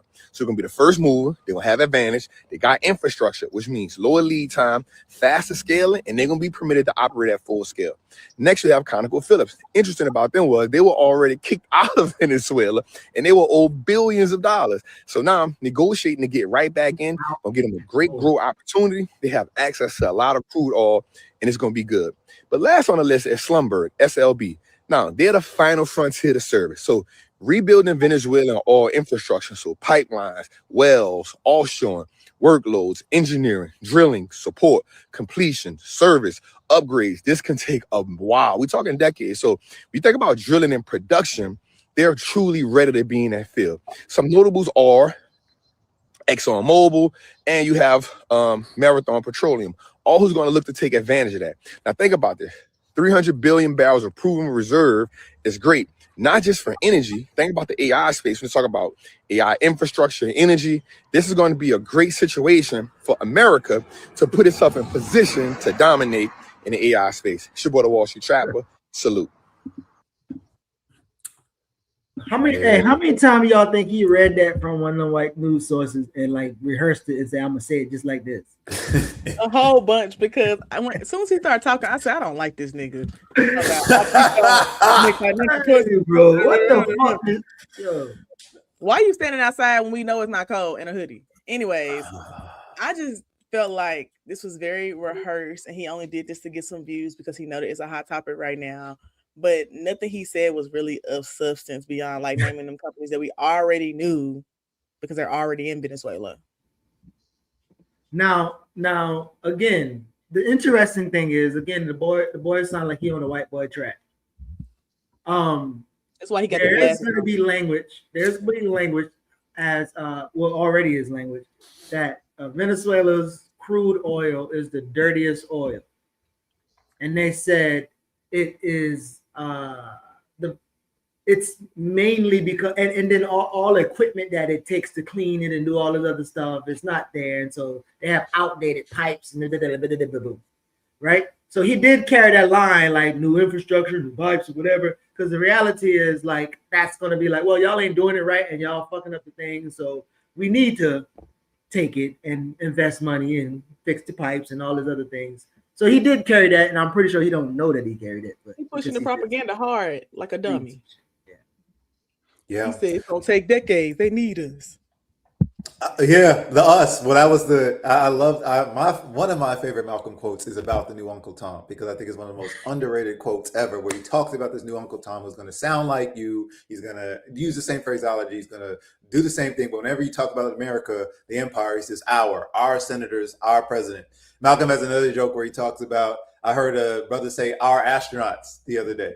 They won't even let you near the plane or the ship, right? So this is how I feel about this. Like we took Venezuela. Who's we? What do you mean? You're at ExxonMobil. You got a CEO slot waiting for you. But comments. Can we hit them comments? Yeah, I was about to say I saw that, so we definitely can look at the comments. I gotta log in. That was on Facebook. No, I got it. I'm gonna log in. For you. I'll do it for the journalism. I'll reactivate this account. See if I don't even know if it's going to recognize that it's freezing. But we talked about this. We had a financial literacy Black Men Build Theory Thursday with Jared and Erica Brokish, which was really great. And in there's this breakdown about the Black radical thought, Black conservative thought. The main takeaway that we tried to emphasize is that Black conservative thought is very much about how do you survive in the system as it is as an individual. It's not explaining why. It doesn't really care about context. It doesn't teach you history. It just cares about what do you need to survive in the system as it is. And that's exactly what I was going to say. At the start of his video, I don't think, sorry, y'all, they're trying to make me look at a code and things. We'll see if I can. I don't think in the video he does anything different than what he says at the start, where he's like, I want to teach everyday people how to make money with investing and da-da-da. To Amber's point, that's also why I don't think it's impressive to say invest in oil companies after somebody stole oil. Like, I don't think that's a very big brain take. I don't think I need an advisor to figure that out. But he is doing what he said, like, and nothing beyond that. When he says, oh, they lost their oil, what's the history? What does that mean that they were in Venezuela and lost their oil? So no kind of question. Saying they lost their oil is like some crazy logic, bro. Crazy, man. I'm just like my brother, man. What? But I do think, I think someone already said EYL, Ian Dunlap, are running this scam.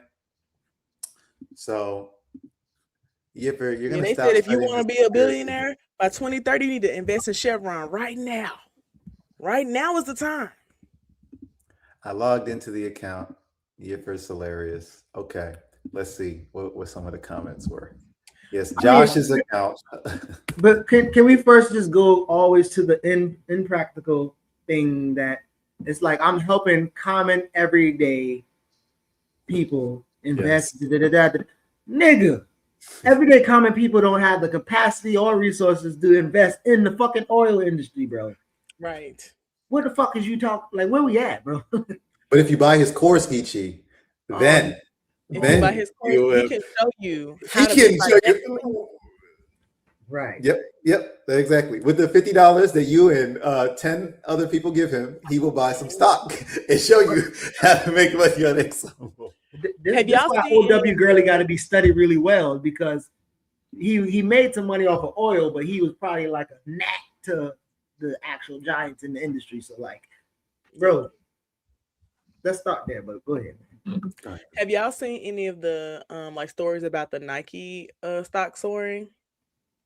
No, what's going on there?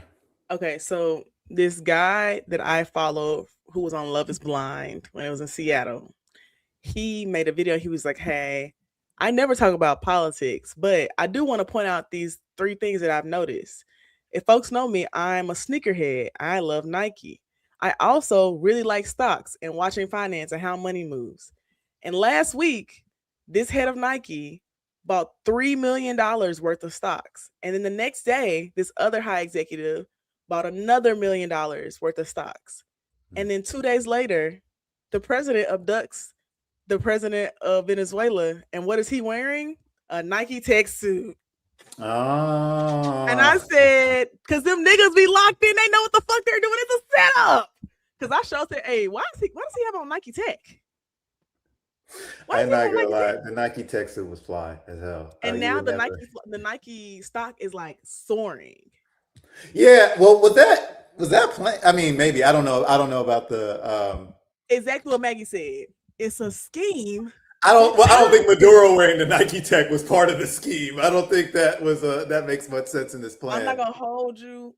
Slick do, and the conspiracy theorists and me do, because I'm gonna tell you why. Did y'all see they had a whole photo shoot with that nigga? He had on 3 different outfits in every photo.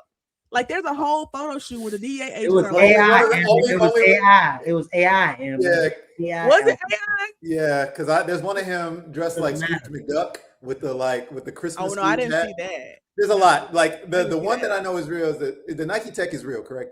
Everyone, where the Nike tech one is real, but also there was one with DA agents that they posted from them abducting him. He has on a different outfit.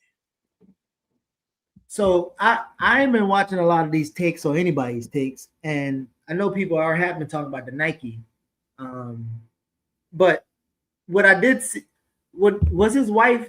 Did they physically attack his wife? Like, did she have a black eye or scar? Like this? Because that picture I saw, I thought looked like. I didn't see any of the wife. I only saw 2 or 3 different pictures of Maduro, and he had on a different outfit in each one. And like Zenzi said, I think we should stop calling everything AI. Those were definitely actual pictures of him, and he had on a different outfit. So because I guess Jared said she did. So to me, it's like I don't even know why people talking about the suit when they said her face. They said her face was bust up. Yeah. So it's like I want to talk about that. Like we talk. Yeah, definitely we can transition. I do think that we is should talk about it. I don't think we're against it. Amber, to your point though, I think it's a coincidence, but I do think it just goes to serve how marketing works, that he's wearing that and that these other things are happening. I do think there's other stuff going on. A bunch of people have mentioned that Jordan is going to NBC. So that could be a part of it as well. So I just want to be I more thought Nike and Jordan are 2 different brands. I think. Yipper asked, did the military put the Nike on him? I don't know. I know I know Nike sells Jordans, so regardless, there's got to be some sort of business relationship there, even if they are separate. So Jordan doesn't own his brand and like license it to Nike? I don't know. Rihanna doesn't own Fenty, right? Is that her fully or whatever? So I don't know. I don't know because she's lower than the people who are. I think it's LVH that's at the top. So there's a white capitalist hierarchy somewhere. That's the general thing we want to remember. Interesting. Ain't no Nike without MJ, right? So they're definitely linked. And I know because I've seen, like I said, every Nike store has Jordans in it. So y'all act like I've ever been in a Nike store. Yeah, like You I never own been in it. a Nike? How would I know that? You say you the one who talks about all your roster. Nobody took you to the I Nike have no store? reason to enter into a Nike store. I see. I don't own a pair of Nikes.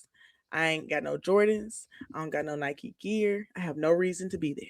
Listen, the Nike Tech is comfortable. Like I said, Maduro was fresh. I heard the Nike Tech was comfortable. I think the design is cool. I didn't know that that's what it was called until this last year when everybody was talking about Nike Tech. Yeah. Now, someone asked what the comments were, so I had that up. But it was pretty much everybody sending him the keyword because they want the information about how to invest. So the family was the common message that you're saying. Yeah, they want to buy the class, so they want to get the info, you know, the vibes. So he did a good job marketing. Congrats to him. It says 4,000 likes. I'm sure far more views.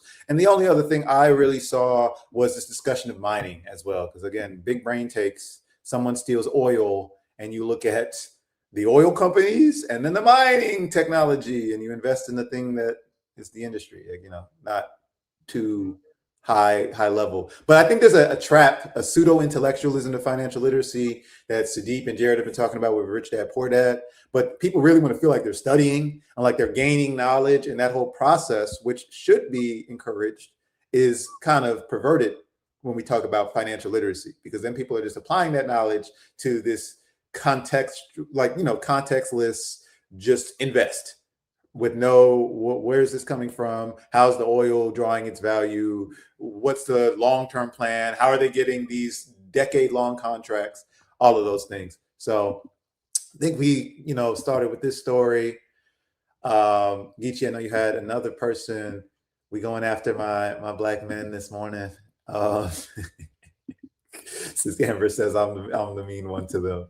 So there was another take that we saw from Vic Mensa on the Venezuela situation. So trap number one is the conservative side of things, which is just you're there for the money. You don't really care about the political context.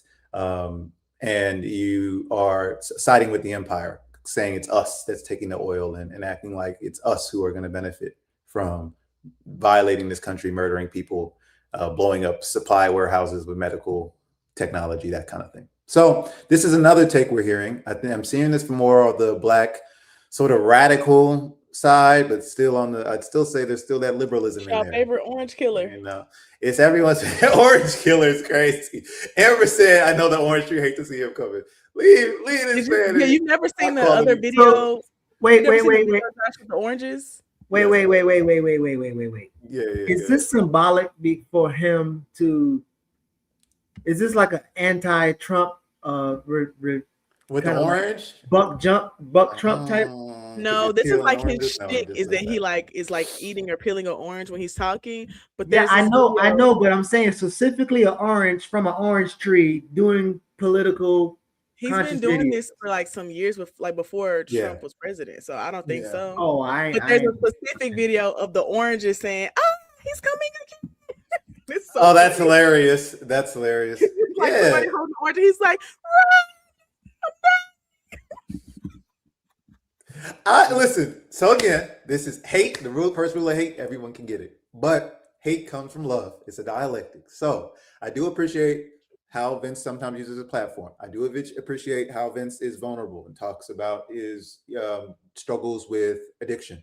I do like how Vince is encouraging Black men to seek care, to not commit suicide, all of those things. Very positive, pro Black message. I'm all for it. Love how you interact with your son. So that's my getting it out the way so we can get to the hate. And the hate is for clarity, not because we have problems with Vince as a person. This is for clarity's sake, okay? So Vince does these kind of high quality videos where he'll go and he'll grab a fruit off a tree and he'll peel it while talking about life or spitting some, low-key political education. So this is what he said after Trump in Venezuela. Some of it's going to be accurate. Some of it is going to fall into some traps that we're going to cover. So here we go. Took over a country yesterday and arrested the president. Basically everything the Democrats should be doing to him. This nigga like the Oprah of war right now. You get a war, bombs, democracy, say the questions. Oh my fucking God. In a rare bout of brutal honesty, he's admitted his intention is to run Venezuela and sell their oil. Oil he claims belongs to the United States. Similarly to how Minnesota belongs to the Somalians. Or Red's bike belonged to Debo.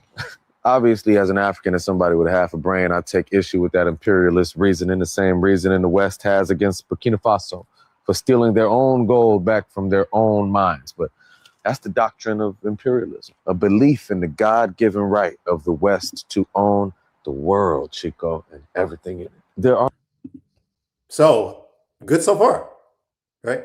Nothing, any issues with this part of okay. So this is a good take so far, y'all. He's doing well. complexities to it. One of my close friends is Venezuelan, and he grew up here undocumented and suffered greatly under Hugo Chavez and Maduro. He feels incredible relief at the removal of Maduro, although. And there it is. And there it is. Good until it wasn't. Good until the unnamed Venezuelan friend who suffered under Chavez is somehow used as evidence. All right. So there's always the other shoe drop. This is what we talk about, the danger of rad libs, radical liberals. Although I do think that that is not a way Vic would describe himself. Right. I think Vic does think he's revolutionary. I think Vic does see himself as anti-imperialist. And to the extent that he can be organized, we would be able to talk to him about this. But when you don't have an organization, you say all sorts of takes with nobody to be like, brother, man, don't say that shit. So imperialism has foreign policies, and those foreign policies impact the political life of countries, Vic, and those policies called sanctions and other things could actually make shit really hard for the people because, as you know, your government says that they're going to make the people holler with those policies so that they can overthrow the revolution. So you should ask your friend some more questions. But the limits of lived experience. Amber, you got some thoughts? I just think that it's used as a way to, like, you know, blind people from what's happening and be like, but also he was a bad person, so it's not that bad. Yeah. And then the question is always source. Maduro used to take my milk at lunch. Like, where's the source? Where's the source? Greatly. What was the suffering? What did he do? Right, exactly. What are the sources? And so I do want to say this. So there are some takes that I see, and I always appreciate this response, which is the joke about the white Venezuelan people at the top that call themselves castellanos, all sorts of names for these ruling class whites. And I do think that we should be calling them out. So the meme I usually see is Fidel or Chavez took my uncle's sugar plantation and all his slaves, and now I hate him. And that is a meme because it's absolutely true. It is Marco Rubio, it is Ted Cruz, it is all of them. That is true. So that part is true. But what I end up seeing oftentimes in Miami in particular, because we have waves of Cuban immigration. We got the CIA asset Cubans, the anti-Castro Cubans in the 50s. And then we have a lot of people who are displaced, as you're saying, Geechee, as the political life changes because of sanctions. So Josh, there are, yeah, go ahead. Lord, I want to,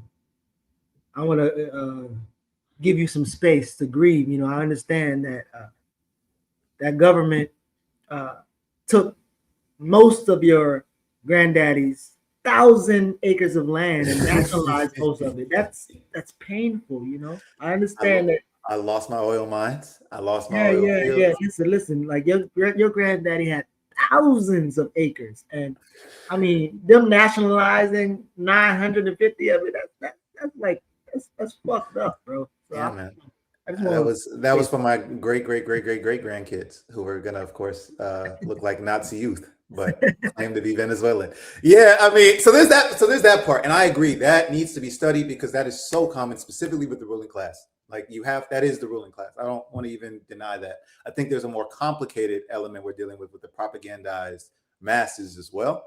So when I talk about that next generation of Cubans who came over because of the world of sanctions and U.S. terror and lack of economic opportunities in their country, they come here politicized against their own people and then trying to gain entry into the American dream, which we talk about as a ticket to whiteness. So I know there's that kind of Venezuelan. They live in Doral, some people are pointing out, or Weston, segregated neighborhoods in Miami and Broward with rich Venezuelan people. There's a joke that used to be called the Dame Dos crew because the richest, whitest Venezuelans would come to Miami, go to Bal Harbor, go to the wealthiest shops and say, dame dos, give me two Louis bags, give me 2 Teslas or whatever, right?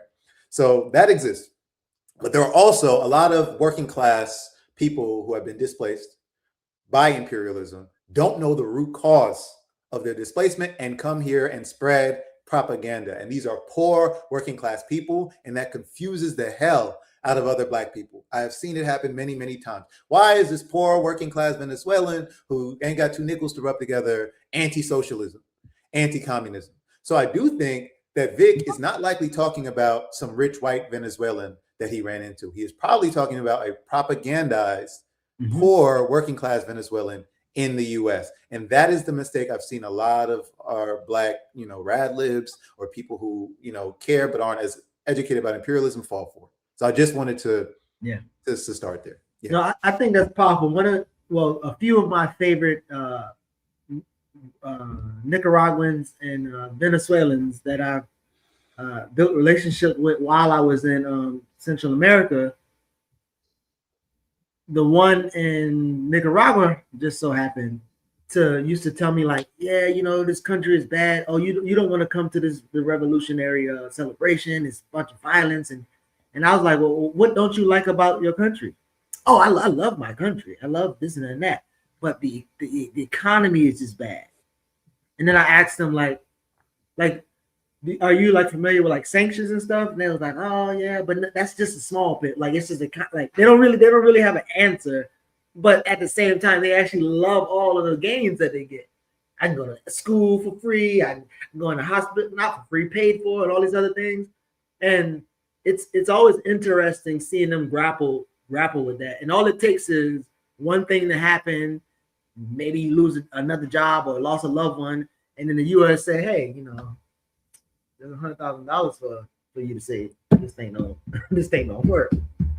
So no, the opportunities will be there. They will pay. They will pay for some traders, and that's the main issue, right? It's that people are propagandized. That's just how it works. Even if they're suffering, Sudeep says, suffering does not breed analysis. It can. Right, it does help you ground what you're hearing. It's no longer abstract. You can very clearly see it in your, day-to-day existence. But no, on its own doesn't breed the correct analysis. Definitely not. I would add that these Venezuelan migrants who are poor and usually suffering are dealing with the network of propaganda, though. Right, specifically what I talk about in Miami is Spanish language radio. It's very right-wing, very conservative, and that is what they have access to. So that becomes a confusion. Geechee, to your point about the American dream, they've been told these lies. They've been literally forced to take a test that says there are these lies. I point out with the citizenship test because I had a student one time ask me, how do you know America's capitalist? Like, have they ever said it? Right? Like, it's not in the Constitution, that kind of thing. And I was like, that's a really interesting question. On the citizenship test, though, it asks you what kind of economy the U.S. has. And it says capitalist, or they also accept free market. So the U.S. does identify as capitalist, but I thought that was an interesting question. All that to say, these people believe in this nonsense. And because they don't know Black history, specifically Afro-American history, when they come here, this is what you're talking about, Geechee. This becomes the tension in our communities because they're talking about this shit is so great. And we're like, one, no, it fucking ain't. And two, the only reason y'all even got this shit is because we fought and bled and died for you to have this shit here. And that's where we get the ADOS, the FBA sentiment from the first place. But as I point out, we ain't won yet. Otherwise, we wouldn't be dealing with this in the first place. So they're coming here after we've been dealing with loss after loss. But then two, I don't see how you don't understand that and then work towards solidarity. I don't see how that response from very clearly seeing people who are propagandized and don't know our history is that's their fault. They got to figure it out. They got to, that just makes no sense. So that's something I was sitting with on this story. I think he says more, but that was the biggest, kind of issue with his take is there's no evidence about Maduro. Everybody's repeating just the fake propaganda that Maduro's bad. Same thing with Hamas. Hamas are bad. No one talks about their legitimately elected party, right? Nobody cites their sources. So I've been seeing this a lot. No cited sources. And as someone I already pointed out, for example, and we have this on a run sheet, it's already been admitted by crazy left-wing news sources like CNN that this is a fake story, that the drug trafficking charges are not real. So just wanted to pull that up for this next part of the story. Hold on one second. I do have a question because somebody, Brittany in the chat, was asking, has anyone talked about the good that Maduro has done? And I was wondering if we can, can we discuss that part too? Because Yeah, absolutely. I do want a well-balanced understanding. Yes. And to first start with that, we have to talk about what he didn't do, right? He definitely is not a narco-terrorist, and this became the whole thing. It's super racist, very much what we talk about with Hollywood and media empire and how they spread propaganda, because that's the only way, in my mind, someone like Vic, all these people can believe this stuff, is if you have watched a million TV shows, movies. I always talk about Suicide Squad, like the brown person in military gear who's just seen as a dictator, the generic Latin American dictator. That is your image of foreign policy, then yes, even if you don't think you're applying that, you're always taking that in and you're always pushing that back out. So the only reason you can believe in Trump presidency is talking about Cartel de los Sols, some shit they can't even pronounce, and that must be what Venezuela's leader is doing, is if you believe in this racist Hollywood narrative about people, whereas all these other countries are just brown and poor, and that's where we get back to the democratic socialists. Don't do socialism like Venezuela, do it like Norway or some dumb shit, right? So this article by CNN, and there are quite a few more that corroborate this, point out that they try to designate Cartel de los Soles as a foreign terrorist organization, but it is not a cartel, and it is a stretch to suggest Maduro leads it. This is CNN, right? So again, Vic, all these other folks, where's the evidence? What sources y'all are talking about? Because you're just repeating state propaganda. This is what we talk about now. Amber, I know you mentioned the Maduro's work. We talked about that earlier this week with the fact that he was a union bus driver. We had some journalists on discussing that. I actually thought what might be interesting to talk about is his wife as well, because we've already talked about what Maduro did. So Celia Flores, who we can see here in the bottom right of this artistic image of this rendering. So Celia is his wife. She's a lawyer, I believe, or was on the legal team for Chavez when he was doing those socialist policies we actually want. She was also an assemblywoman, so she's actually elected. I believe she's supposed to be taking part in the National Assembly soon in Venezuela. So she's actually not allowed to do her job. So this is another thing. She's being called his wife, which is very true. But Celia Flores is also a feminist leader in Venezuela. She's also somebody who is on the National Assembly, so she has a role. She had a career before her husband. She has a current role in the government. And so by kidnapping her, they're actually taking away 2 elected officials from Venezuela. So I just wanted to maybe focus on her legacy and her role a little bit. Go ahead, Keisha. What this symbol back there on that picture, what is that? It's like really pronounced in that art description. It's like the symbols on the yeah, that's interesting. Hold on, actually. It's like a star. It's a star in a circle. It looked like it did look like a star of I didn't notice that. Hold on. Maybe it's supposed to just be a sheriff's badge. It's like as a graphic, as the main objective is to represent the 2 people in the picture and whatever, like that star being so pronounced is like interesting. I'm like, God damn, why? So what kind of subconscious shit is over there? Yes, that's an interesting. I think it's supposed to be a sheriff's badge, but it does look interesting. I will say that. This image, I can read the caption. This courtroom sketch shows the deposed president of Venezuela, Nicolas Maduro, and his wife, Celia Flores, attending their arraignment at Daniel Patrick Moynihan, United States Courthouse on January 5th, 2026 in New York with defense lawyers, so on and so forth. Celia Flores, they have both been kidnapped, and Celia actually has damages. She has bruises on her face, and I also heard a report of a broken rib. So of the 2 people, as much as it is cool, it's iconic to talk about the Nike Tech. I love that Maduro threw up the victory sign, and he's showing that he's prepared for this. But Celia is also dealing with this, also dealing with the incarceration, and has already experienced brutality. So that was one thing. I love doing the mainstream sources that a lot of people would have access to. and then we can share some of the other stuff like Orinoco Tribune got mentioned and these other sources. So we'll link those. But I would just go here because, again, let's just go on Wikipedia, right? Let's see what most people would do if they looked up Celia Flores and how we can interpret this. So Celia Flores de Maduro is a Venezuelan lawyer. So again, not just a random housewife, although that's fine, but she's a lawyer and politician who served as first lady of Venezuela from 2013 to 2026. In 2017, the Constituent National Assembly was founded, which she was a member of the Presidential Commission. So here's her early life. She was born in Tinaquilo, raised in Caracas. It doesn't talk about her parents and what they did. I'd be very interested, but she's from a lower middle class background. And if you also know about Maduro, he's also not someone who's wealthy. So we think about US presidents, and then we think about presidents of socialist countries like Venezuela. Hugo Chavez defense team. Lead attorney for Hugo Chavez defense team. So this is what's going to be used to paint her as this complicit mob boss, narco wife, right? Is that she's been with this the entire time.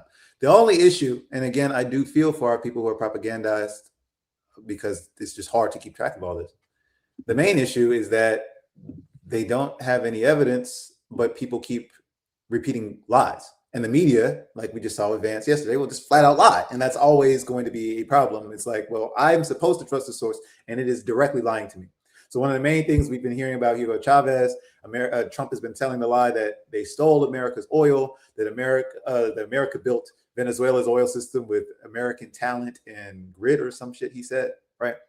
But no discussion of Hugo Chavez. So one thing I heard was that he stole all the oil and no American companies got any money for it. Not true, right? So when we look at the Hydrocarbons Act, he actually did pay these companies. When you look in South Africa, when we look at any history almost of revolutionary people, they usually are paying something to the people who aggrieved them in the first place. They don't usually get away with that. Sorry, Lord. I do want to, because I thought we recycled this response to Wikipedia, Zenzi, and it's not to single you out, but I have been having a conversation with people like, oh, it's Wikipedia, so it can't really be trusted versus FBI paper or CNN or some news or whatever. And do y'all remember arguments of how actually, in order to not anybody who just do it, it also asks you to cite your sources. And there's a couple other things that it is something that these folks cannot control and narrate. So that comment doesn't make it uncredible. What is that? Not credible. It doesn't make it not credible, but it actually is a benefit that's actually the case. Does that make sense? Yes, I actually think but Zenzi is getting at something I think is just as important. And I think you just got there, which is that in theory, it should work like that. And you're right. I've edited Wikipedia pages before. You do have to provide a citation. There is some people who reject it if you don't have a certain citation and things like that. Also, of course, it's biased. Of course, it's slanted. Even if it were just by people uploading their information, we already know that a bunch of random people are propagandized. But I think what's more interesting is studies like this. Aren't many of Wiki's most notable power users, editors affiliated with imperial spy agencies? No question. In fact, the majority of Wikipedia entries, I believe 80%, come from a very small percentage of people. So the majority of Wikipedia's content is coming from a very small percentage of people. I would not be surprised if those people, and it has been demonstrated, have ties to spy agencies. What I will say that we have to be dialectical about is they still need access to information, like basic information. This is what intelligence is about. And they have issues in these intelligence agencies when they don't have access to valid info. So even if they're lying to the public, they need to know the truth, or they need to have some sort of front that gives baseline accurate information. In fact, what we're having now is that they don't have that, and there's all sorts of crises of methodology and info sharing. So Wikipedia posting this, right? Anyone could go in and lie and say she's a cashier, right? But that defeats the purpose of Wikipedia. They need something that looks valid, right? And they also need a baseline store of information. So that's why I think Wikipedia is more likely to be accurate on certain fact-based information. As we know, interpretation, though, omission of facts, that's where Wikipedia really gets in its bag, specifically when they talk about anything Cold War, anything with Russia, and things like that. But That's why I think Wikipedia is good. Also, again, most of our people are going to go here, and if they do, even with this information, as I'm pointing out, right, saying this is not just a random person. The media and how they're portraying her is not normal. So someone already pointed out she has a quality to be president herself. Like, so, go ahead. I just wanted to kind of go back to what Brittany was saying, because I did look at a few things because I'm trying to understand the like balance of the things that they're saying Maduro did versus like what he's done in the country. And I understand like there were things that happened around political stuff, like when he was running, and like there being some like retribution afterwards when he continued to be in power.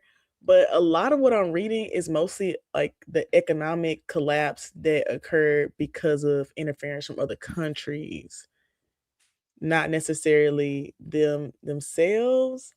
And I feel like that isn't being talked about a lot. That like even though like I read it like something that said that the amount of sanctions put on them by the US wasn't enough to collapse the economy, but there were sanctions from the US. There was a lot of sanctions from the US, and there were also other countries, and they were limited in how much they could like sell the oil. And I also think that people are really underestimating the impact of sanctions, because on a poorer country, the sanctions are really, really detrimental versus like a Saudi Arabia or something. Because I remember when we were talking about when Biden was talking about putting sanctions on different countries for some stuff, but it like wasn't impacting them much. Like it was like China, they don't really care that much because they got enough economy. But like a Venezuela, it's gonna have an economic collapse. And I also feel like, especially over this last week, I didn't know anything about Venezuela beyond like the people of Venezuela coming here, and didn't understand why. And I feel like people are saying that Maduro is so violent and they're leaving because of him, but no one is explaining that they used to be the 5th richest country in the world. But over the last 10 years, they have had a huge economic collapse that has created this poor class, and like no one is able to live or sustain themselves. No one is saying that part. And they're not explaining the part about the economics happening so quickly that it like really had this major impact that people could not come back from. And I think that one, that's on purpose, but because the US did it. But two, it's a big missing piece because I'm not an economist, right? Like I'm not studying stuff like that. So I also take a long time to understand what's happening, and I like to be very detailed. But I think there's a huge piece missing. And it's also a pattern of how the US will put sanctions on a country, or the US will invade a country and cause a reason for there to be a war. And then we'll come and say, well, we're going to help you. We're going to help stabilize your country. Or they put sanctions on you and say, well, we're going to help you because your economy collapsed and we need to remove your leader. Like this is all in the normal playbook of the US. And I feel like we're not focusing enough on that part. Thank you, Amber. And that's for all the Doral Venezuelans, the propagandized ones who are here that we've been talking about in Miami, but they're everywhere. The one that Vic met, right? His friend, same with Cubans, asked that question, Amber, and there it is every single time. What about the sanctions? It's never a focus. And we as dialectical materialists understand there are internal contradictions and external. So when people say, I want to critique the Cuban project and all that, I'm like, okay, cool. Again, Asada did that. If you read the end of the biography, she talks about policing in Cuban society. She talks about how they were propagandized to not necessarily believe that it was as bad and repressive as what she was experiencing. This was her experience in Cuba, but at the same time, she supports the Cuban Socialist Revolutionary Project. So she's talking about internal contradictions, and she always properly contextualizes the primary issue, the primary contradiction, which is the US terrorizing Cuba with sanctions. Yeah. So anytime you talk to somebody who's been brainwashed like this, you'll say, hey, I heard you think, Castro's whatever, he's the worst person ever. Cuban government steals everything and lives like kings while y'all live in poverty and squalor. I heard all the stories. What about the US sanctions? What about the fact that y'all can't get cars or anything because they're blocking you off? And the main thing you'll hear from that is, oh, no. The sanctions aren't the problem. The government's the problem. Right. Never discussing the sanctions seriously, never even discussing how they would affect. Okay, they're not a problem, but can you explain how they affect y'all's daily life? Because when I hear about y'all trying to send money back to your people, you can't do it. So what's going on here? So never the discussion of the sanctions. So you're right, Amber. That is the main issue. Also who they're targeting. Breakthrough News has done some good coverage. But this was one of the results of these airstrikes, right? That are being celebrated. So here we go. The U.S. bombed.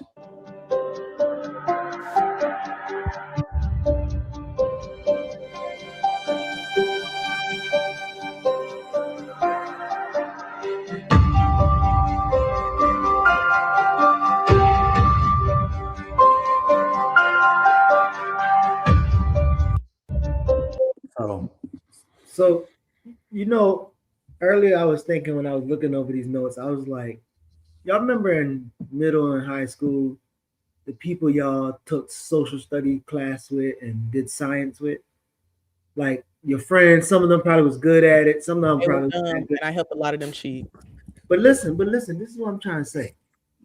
Niggas who couldn't do good in science and social studies and didn't correct their miseducation in their adulthood, y'all sit this one out. Don't talk nothing about don't talk nothing about none of this shit. Because a few things, right? US tried this with Libya and what is it?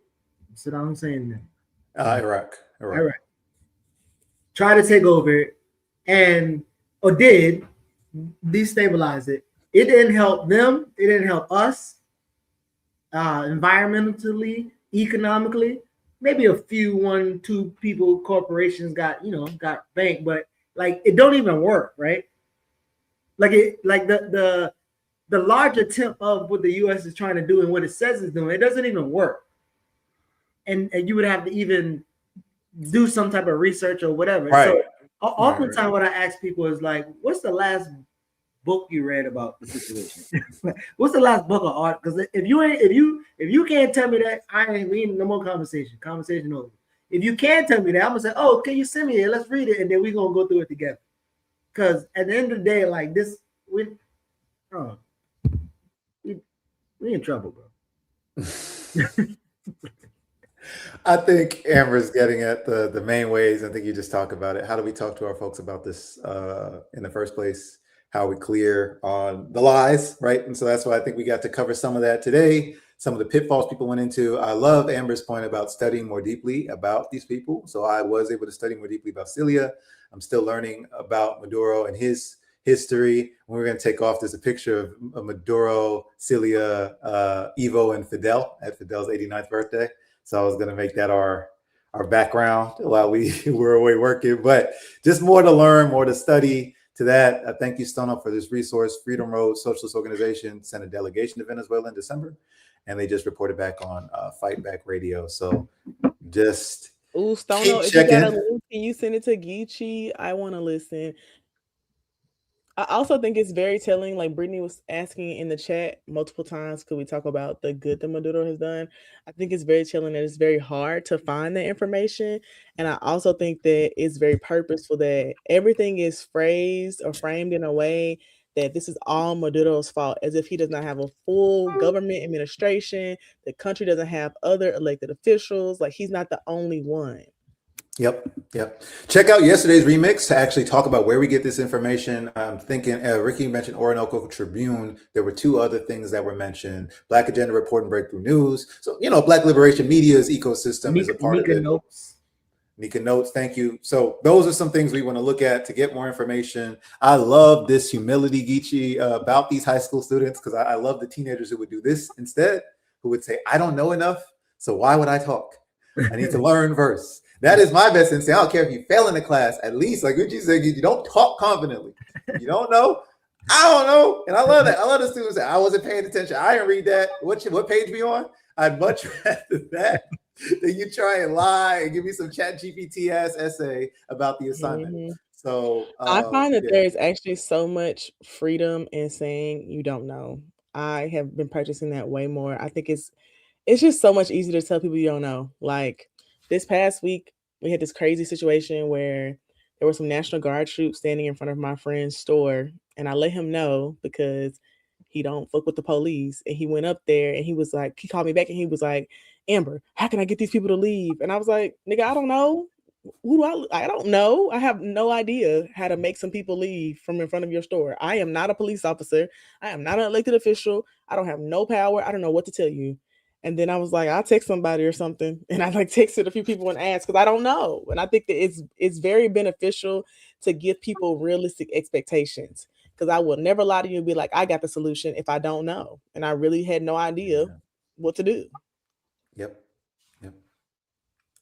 Great points. There was one other thing to discuss. I think it came up as well, but Ben Norton with Geopolitical Economy Report has done some great reporting on this.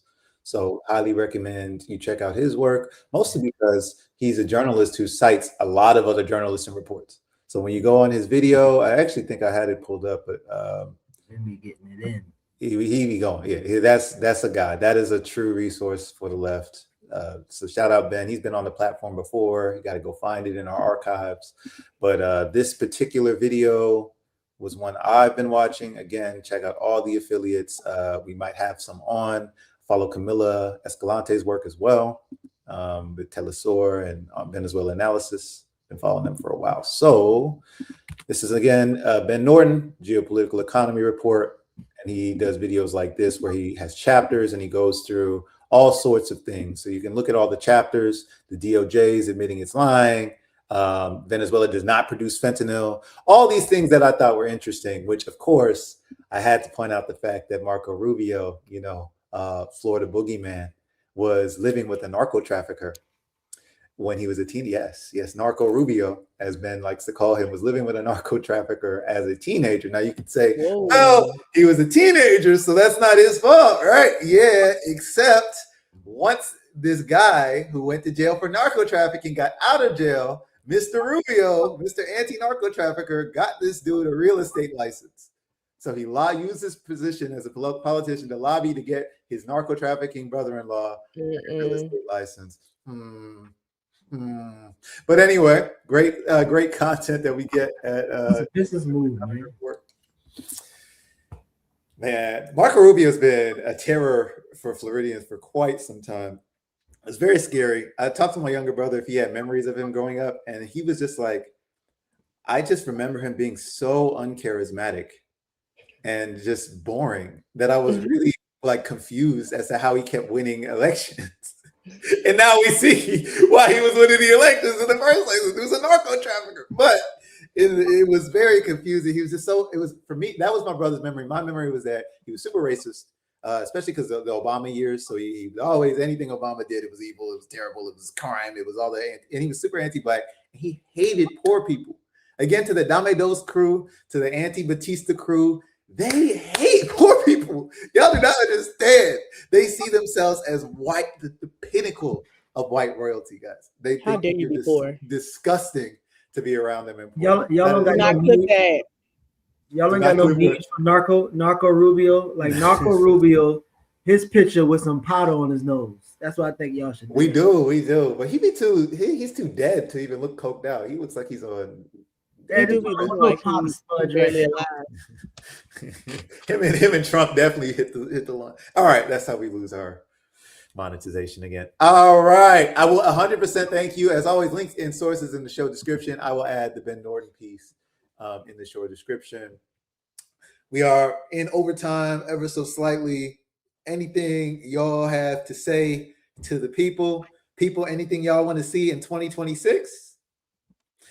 Okay, hold on. I gotta see the video of Rubio. Like you said, Geechee, maybe he's, in some of these videos. Now he looks obviously coked out. That's so funny to me. When they were talking about Nicki Minaj at that Turning Point thing, because I have never been around crackheads and never seen people coked out, I didn't know like the little gestures and shit.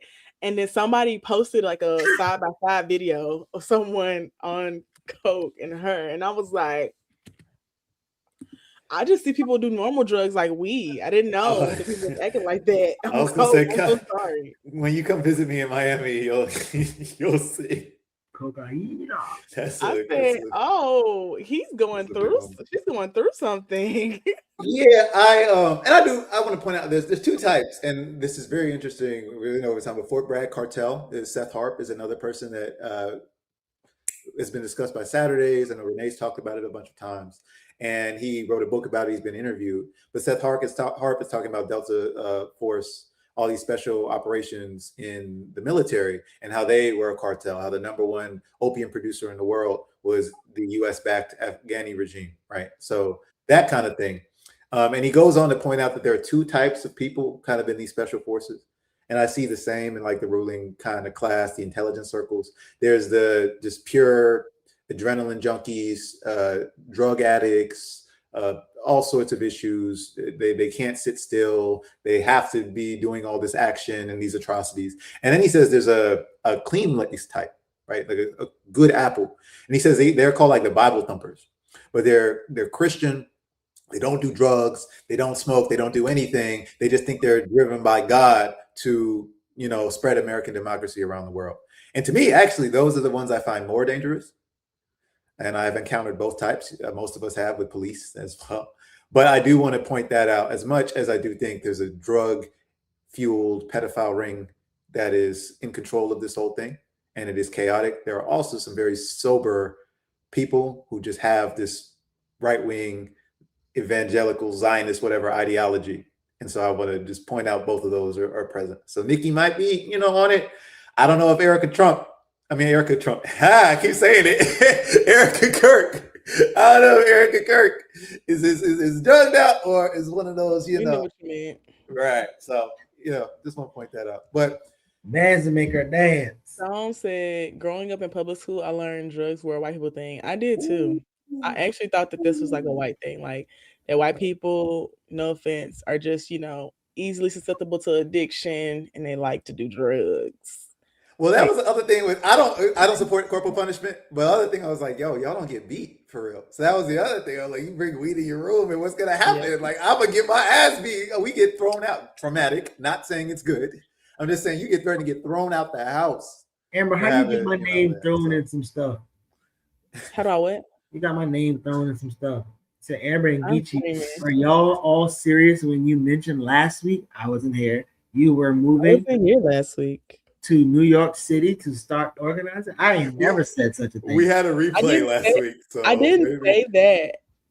Oh, they might be talking about that. But what I was saying was I want to give it like 2 years to see how Mamdani's reign goes. And then I might move to Mamdanistan. I ain't gonna hold you. Nah, bro. I didn't even know. I know I ain't never said that. I mean, the nigga only been in office 8 days and he got the child care shit. And I saw somebody in the chat saying that like it wasn't set in stone. So I did pull up a little source so I could read it because that's not true. It is set in stone. The program is actually set to start in September, and it's going to be launching in a high needs neighborhood, and it's going to expand citywide and fully be phased in by the 2029-2030 school year. So my nigga winning. He got that shit. He got it together. And it's fully funded for the first 2 years by the state government of New York, not New York City. So I don't know, man. It's starting to look good, but I'm gonna give it 2 years. I was like, I'll give it like 2 years, and I'll let y'all know whether I'm staying or not. If he keeps doing that and shuts the fuck up about Venezuela, we'll be good. I was talking to Alex Batali this week too, so he's making it worse. He's making me want to move there even more because we be doing like these little quarterly talks about like what's happening here, what's happening there, and like comparing notes and stuff. And I was asking him about being on the transition team and like what that's been like, because I was on the transition team for our current mayor here and talked about like that experience, and he was telling me how it was going and like how they're hiring people. They just hired somebody that he knows who's like an abolitionist on the policy team. So he's like interested to see how it goes.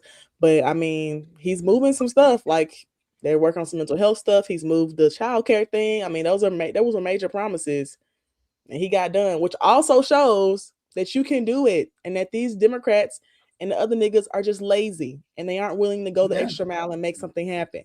You're right, because it's going to take grassroots mobilization to make it happen. So I'm curious. I know Lord said like he should shut up about Venezuela, and Leah said he should shut up about Cuba, and I'm curious if Mamdani and people like that, when they are talking about these said international things, are there things locally, policies locally that they advocate for or running that actually contributes to that? Or like are there local policies that they have a direct line to Cuba or Venezuela, or they just talk about the popular thing at the time? Yeah, I haven't seen him. Did he talk about Venezuela? I haven't seen him talk about Venezuela. Yeah, I did he see him did. talk about the ICE thing. He called Cuba and Venezuela dictatorships. He said the Maduro regime is committing human rights abuses, all the lies. So he fell in line. But that's why I said, remember, imperialism is the mark off for democratic socialism. So the police. But I'm not surprised because I feel like everybody's falling for this propaganda right now, and nobody's here's the thing, asking any questions. Amber, here's my point, right? So here's where it's complicated with a figure like that versus just everybody else. Zoran's father is Mahmoud Mamdani, somebody on Al Jazeera talking about imperialism and colonialism. He is a scholar on colonialism, tenured at the highest universities in the country. So to say that Zoran doesn't have that understanding, that is crazy. Similar to, and shout out BLM for covering this, Paul Coates, Ta-Nehisi Coates' father, worked on a lie reinvention about Malcolm X.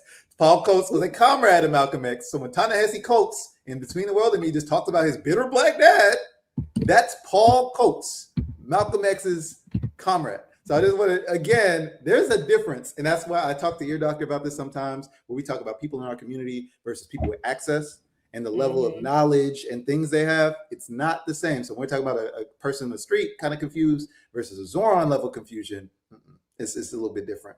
So he did take that I also think that like we are making an assumption that those people will have the same beliefs. Like we assume because that's his dad that he actually read the stuff that his dad like wrote, or that he believes those things.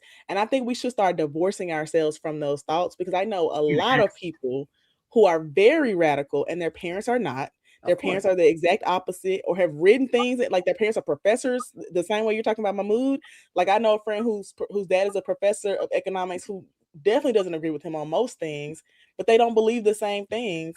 And I think we have to like divorce ourselves from the idea that like that's your dad. How can you not understand what he's saying and understand like the ideology around imperialism? Because I don't think that they connected like that. But I think it's less about understanding and more about practice and experience. So for instance, if your dad is a Black Panther, you are experiencing and seeing the relationships he has, the policies he running, and everything he believes in. When you choose to say, I don't identify that with something else, your ass understand the politics because you actually lived it based off of your dad. So it's like that actually makes the turn even more nefarious, because it's like you had ample opportunity to be around people who doing things like so when I hear his dad, it's like he has a good sense of what it is and he still decide not to fuck with it.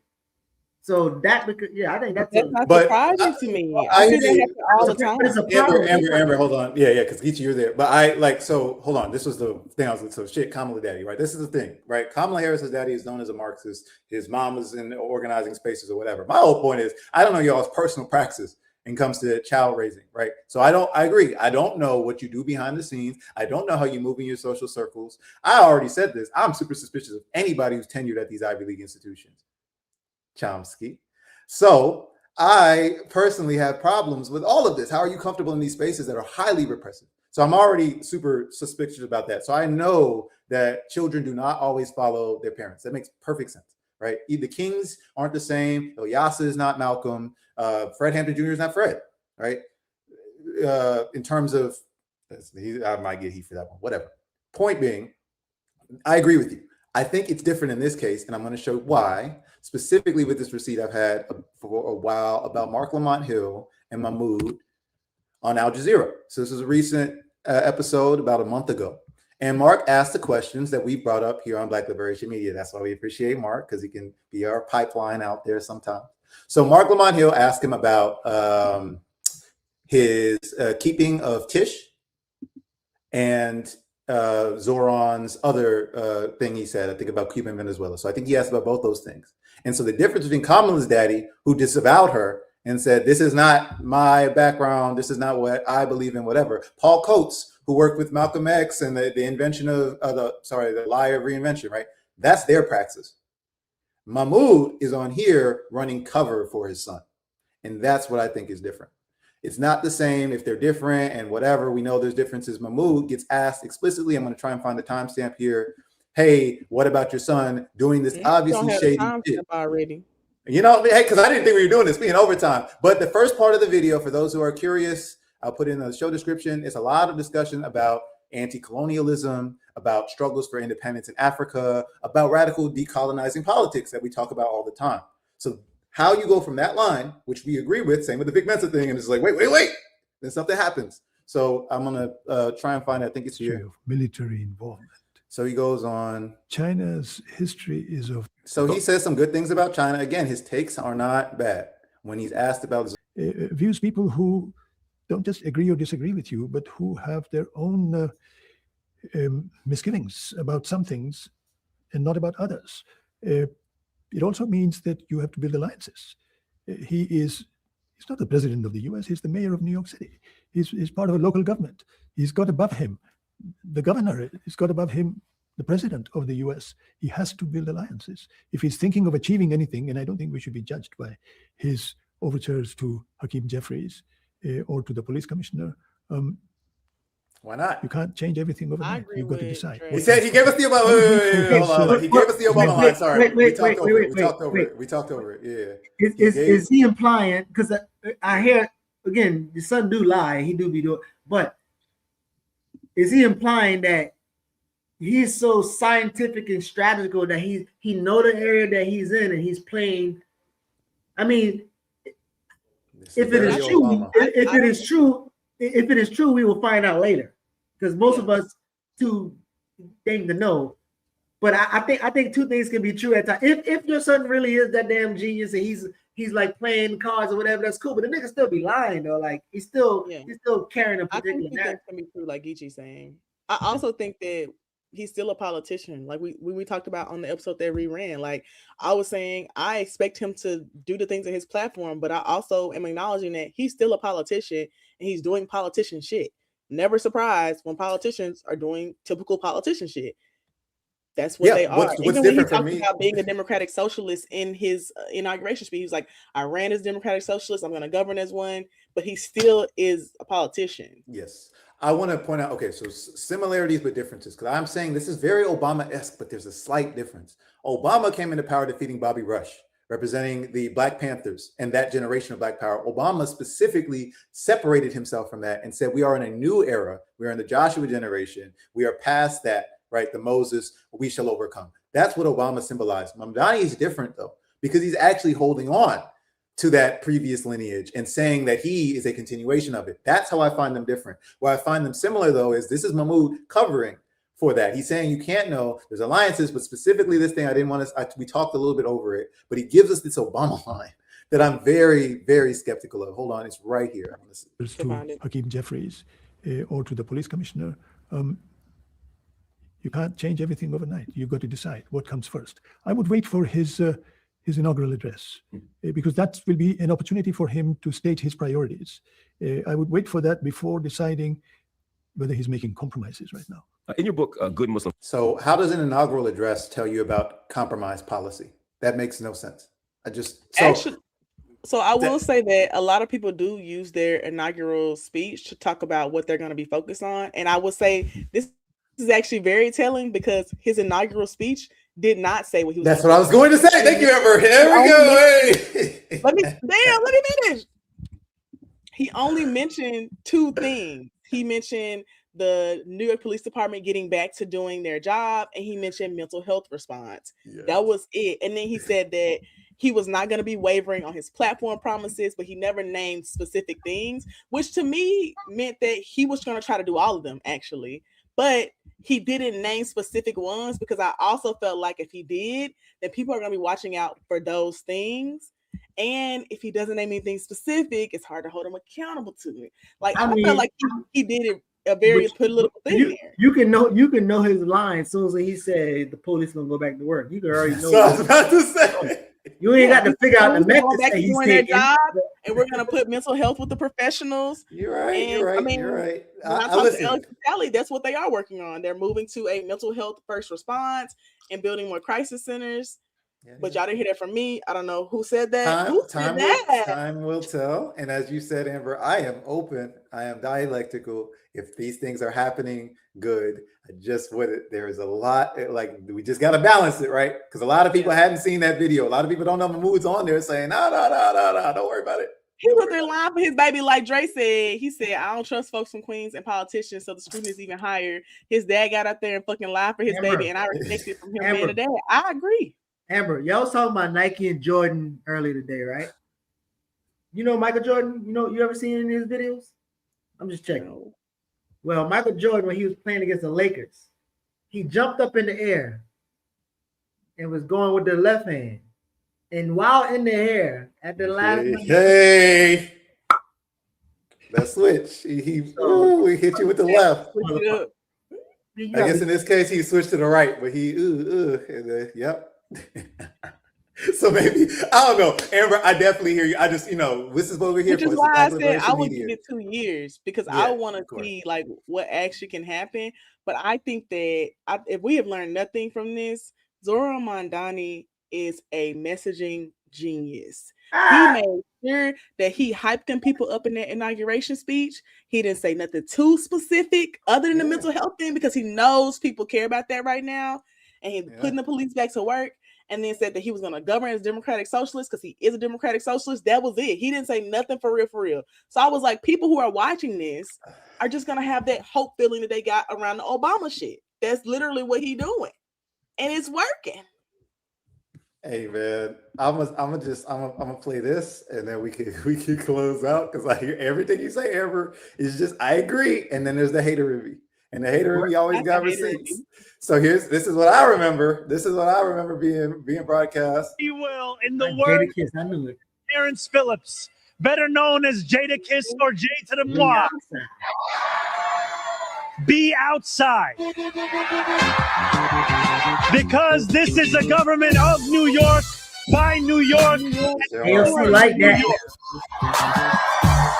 But that's not you, that's us. We hard, not you. Stop. And look who is in the front row, Amber. Look who's there with a big smile on his face. Bernard, Zio Sanders, and AOC. So hey, that's man, who poured him in. That's what I know. I was like, I don't know why we're like we shouldn't put politicians on a pedestal because like they're showing you what they feel. Also, he's a democratic socialist, as he continues to say. So he's trying to put a pedestal on all the democratic socialist niggas. But not wait, Amber, and we gotta close it here. But not democratic socialist niggas because he backed Hakeem Jeffries against the DSA. So he's actually not. I saw that, and then I know that she did a interview that I still want to watch about why he stepped back, and I wanted to watch what she said too because I was like, it's a slight to a nigga that you was cool with. That's facts. All right, so maybe. What I do name is Madani. Him and Rubio, maybe they work together. Oh Lord. Because Jadakiss says fuck the frail shit. Because when the coke come in, they gotta wait. So maybe that nigga gonna be moving coke to Miami. Oh man. They said Geechee mad funny today. He in his hilarious bag. Yeah. Listen, they told us we get our money back. So donate. Because we need donations ASAP. But this is also why I say what I said about politicians. Like, we should not put them on a pedestal. We should hold them accountable because we're not going to get the shit that we want unless we do that. And I think that's also why he's responding so quickly to some stuff, like the child care stuff. But now y'all have to stay on him about the other things because, And I agree with you. Messaging genius. And you already pointed out there are Black women behind his campaign helping with that messaging be so genius. So. His deputy press secretary is a Black girl. She's 28 years old. She's one of the youngest deputy press secretaries they've ever had. Amber, real quick though, I must say something. Earlier you said something. Whenever, you know how people be like, how is this country doing versus how this country doing? And they be like, well, what are their GDP? And you're like, well, why are you judging over GDP? That's kind of what I was about to say as it relates to whenever you said, what did he do good? Or what has he done for the community? And that framing is, or fronting for the country, that framing is still like US centered, as opposed to what maybe his administration, maybe the people, because in those countries that's really democratic, like the people actually are the government and they like he's a face and he can be easily removed if he doesn't do what he got to do. So I think sometimes it's even important not to even use the framing of like, what did he do good for the country? Well, he's a part of a large group of people.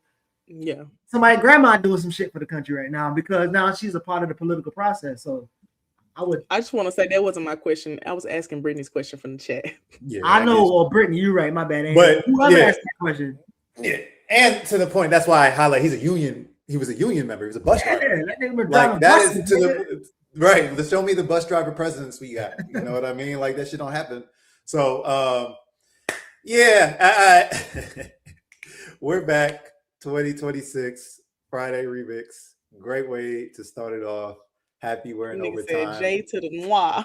J to the moi. Great advertising. He is a great marketer, as you pointed out. He does have a young Black woman as his deputy press secretary, but to my point, and his policy, his like political direction. But to my point, we also had a brilliant Black woman who was over Bernie's campaign as press secretary, and that has given us Brianna Joy Gray. Now, she's very amazing journalist, brilliant woman, comrade to us. But is she a revolutionary? That's the question. That's the question. The Black Liberation Media, she does. The great broadcast. Y'all two need to be on a debate. You and Bree. Oh, she don't want me on the platform. No. I'm talking about Amber. Amber. Oh, Amber. Yeah, Amber might be fun. I don't argue for free. Did you anyway? Wait. Which one of the argue statements? Did you say I don't fight, I don't argue, I just that, or did you say I don't debate?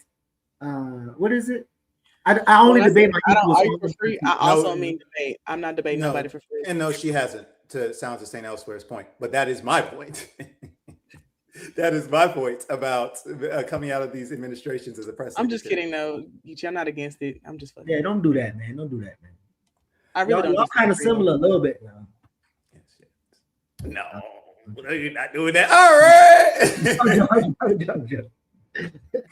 And we also got our work meeting that we're cutting into. Thank you all for coming through. Appreciate you. First Friday remix of the year. Let us know in the comments if there's stuff you want to see. We're trying to have guests. We're trying to make this flow like a smooth operation. So we're going to get to some work among ourselves. Anything y'all got going on this weekend, Amber, Geechee, that you want to share to the people? I just want to say that Sadeep said that she wasn't a DSA member, to be honest. So okay, I'll look more into that story, definitely. If I'm wrong, my bad. I'm gonna be kicking it with the family, but I was elected on the board of the neighborhood association. Hell yeah! I'm a politician now. I'm screaming. Wait, did you beat Jared? Jared campaign ain't like my campaign. I'm good. Jared could not get elected. Jared could not get elected to the Hickory Religion. Hey man, you know the Hickory Religion niggas were hating. Side story. Oh, so one of my sessions, I get to like engage the audience and talk. And this one dude, he came into the meeting. He's talking about we need to stop dumping. They're dumping from our neighborhood, and he's trying to sound like he with the people. And then I threw out this analogy of how we can, the Kwame Ture, we can all be against something now. I mean, we for the same thing, right? And I was like, even with Martin was arguing with people, other Black leaders about Vietnam, and we kind of doing the same shit right now with Venezuela. Like they just kidnapped, and he was like, I disagree. Yeah, I disagree. They didn't kidnap him. He's a drug dealer. And everybody looked at this nigga like, huh? So I did like already stir some controversy. But this is my last comment on this, because I've been seeing Draco back and forth in the chat about this being existing funding. I just want to say, just because there's existing funding being put towards a new program does not make it less valuable. That money was sitting there for a while and was not used for this thing that he wanted. And I think that there is some lobbying and like skill used to get it for the thing that you want, because the governor in New York has said she's want to do this for her last 2 terms and has not done it. And he was able to pressure her to do it and run that pilot. So I think us trying to like discount something as a win of like, they're using existing funding isn't like what we think it is. You're still getting them to do what And Dre, I think Okay, Dre as long as you're not yeah. saying it's less value, because It's I value, think it's that like valuable. it's still a win. Yeah, absolutely. I mean, it's We a are win. definitely going to overtime. All right, y'all. out. We out. Peace if you want to fight for it, as Jared, as Fred Hampton used to say. Catch Darker Than Blue, catch Saturdays with Renee, and we'll catch you next time on Remix Morning Show. Peace. Peace, y'all. Black Liberation Media is a collective of Black and African organizers, journalists, academics, and media personalities serving Black and African masses seeking to further grow in their understanding of themselves, their histories, and the African world through entertainment and news. Please continue to like, subscribe, and donate to the channel so we can further serve you and liberate our people. You can also go to blkliberationmedia.org, get some merchandise, and also become a Patreon member and a member from the YouTube. Please do what you can, share, and show your love as we will show ours for you. Black Liberation Media.